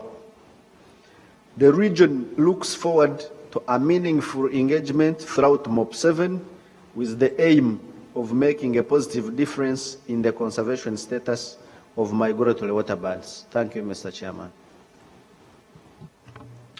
Thank you very much for those statements. As we indicated earlier on, statements by other parties and observers will be submitted to Secretariat, and they will form part of the meeting proceedings. If I may beg for your indulgence, I know it's 12 o'clock. We should be breaking now for lunch. Just request for your indulgence. I do know that there are side events that are planned for 12 o'clock. We are not going to take more than 20 minutes. We can do the next item in between 15 minutes or so, or 20 minutes, to make sure that we dispose of this one before we move on to other items after lunch. They are finalizing this final setups for some of the side events, and then we can use that 20 minutes or less, and then we'll go for lunch. If I may go to the next item, which will be the last before lunch, item number 9A, but it's item that deals with a series of reports on the work of the bodies of the agreement, and also reports on the implementation of the agreement itself. We'll take only one report for now. If time allows, we may consider questions, but in this case we may not. But these are the reports that are there for noting. We'll request the report by the Standing Committee I will now request or invite Mr. Barirega to take the floor and take us through the report by the Standing Committee.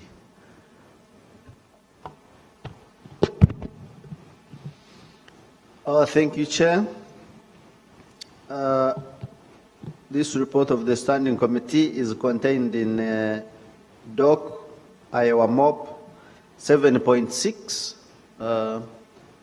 which is on the list of documents on the AEWA website. Mr. Chairman, the Standing Committee was established by Resolution 2.6 with the overall mandate of overseeing implementation of the agreement intersessionally. At MOP7, Mr. Chairman, through Resolution 6.16, a Standing Committee was put in place under the chairmanship of Uganda and the vice chairmanship of France, with membership from Ghana, Georgia, and the Netherlands as depository and Republic of South Africa as MOP7 host. I wish now to report, Mr. Chairman, back to MOP7 on the undertakings of the Standing Committee between MOP6 and now. The Standing Committee has held 3 meetings.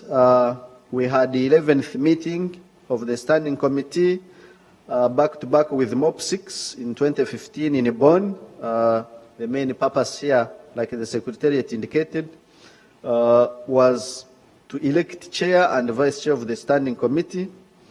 We had the 12th meeting of the Standing Committee in January 2017 in Paris, France, at the kind of invitation of French Minister of Environment, Energy, and the Sea. Our 3rd meeting was the 13th meeting of the AEWA Standing Committee, which took place in July 2018 in The Hague, the Netherlands, at the kind invitation of Dutch Minister of Agriculture, Nature and Food Quality. Mr. Chairman, at the 12th and 13th meeting of the Standing Committee, the implementation of the agreement was adequately reviewed. The Standing Committee received written reports which were presented by the Secretariat, including results on implementation of the strategic plan, the international implementation tasks, and the Africa Initiative. The Standing Committee noted that despite the limited resources, good progress had been made in certain areas of implementation of the agreement.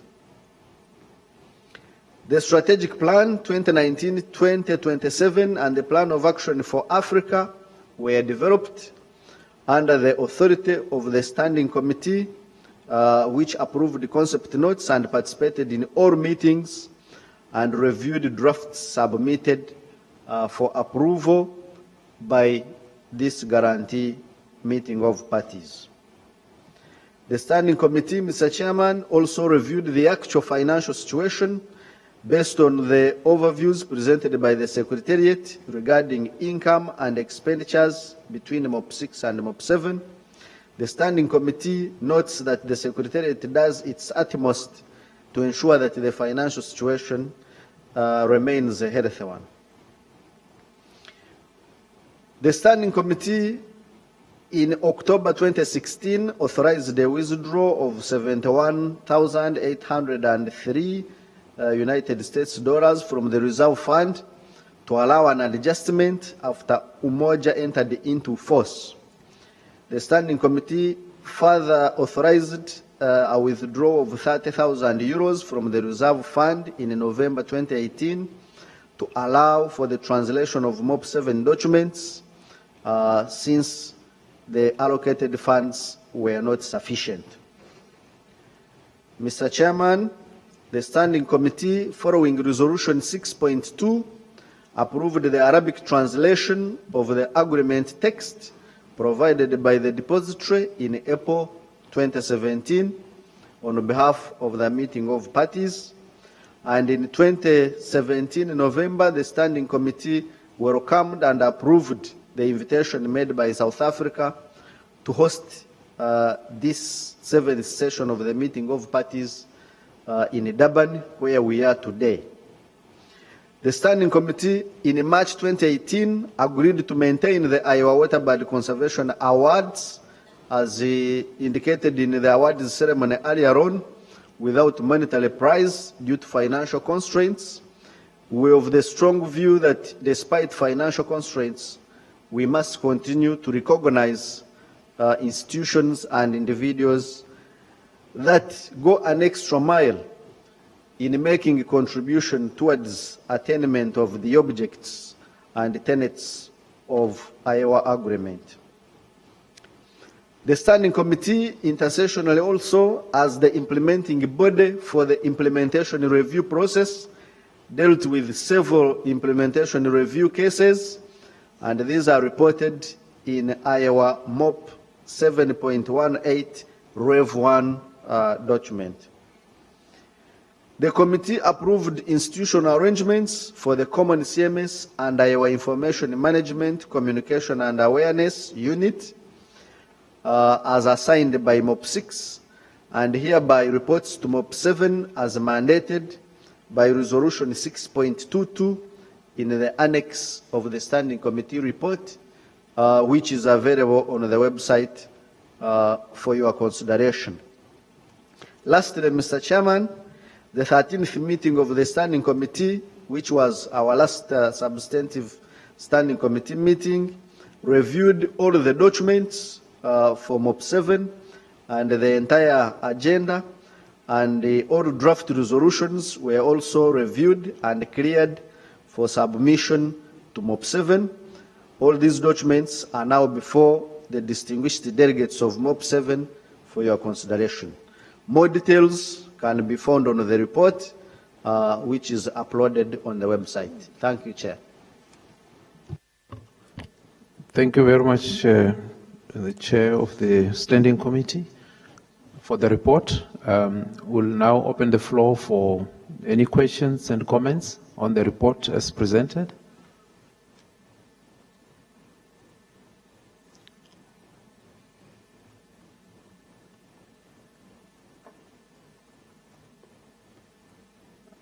I don't see any request for the floor for questions and comments. Okay. We are now going to move forward and not take further reports. As I've indicated, that would want to recover the time. Thank you very much for your, I see no way. Thank you very much, Chair.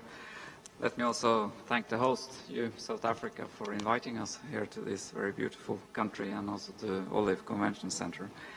I also thank the present Chair of the Standing Committee for his report. I was looking through my documents, but I couldn't find the report, and I see that on the web there is no written report, so I was questioning that. I also have a comment later on the withdrawal from the reserves, as was mentioned. But I think that fits better under the approval of the budget issues. But I'm asking the Secretariat, on the posting of the document, it would have been good for the MOP to have this document, actually. I don't know what's the reasoning behind this, but anyway, thank you. Okay. We'll ask the Executive Secretary to help with the response to that.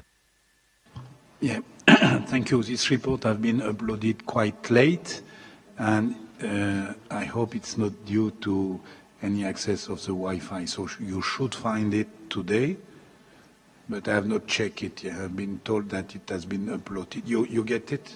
Okay, so it's on now. But only in the English version. We are still waiting for the French translation, so it will be done soon during the course of this meeting. Thanks. Is that okay, Norway?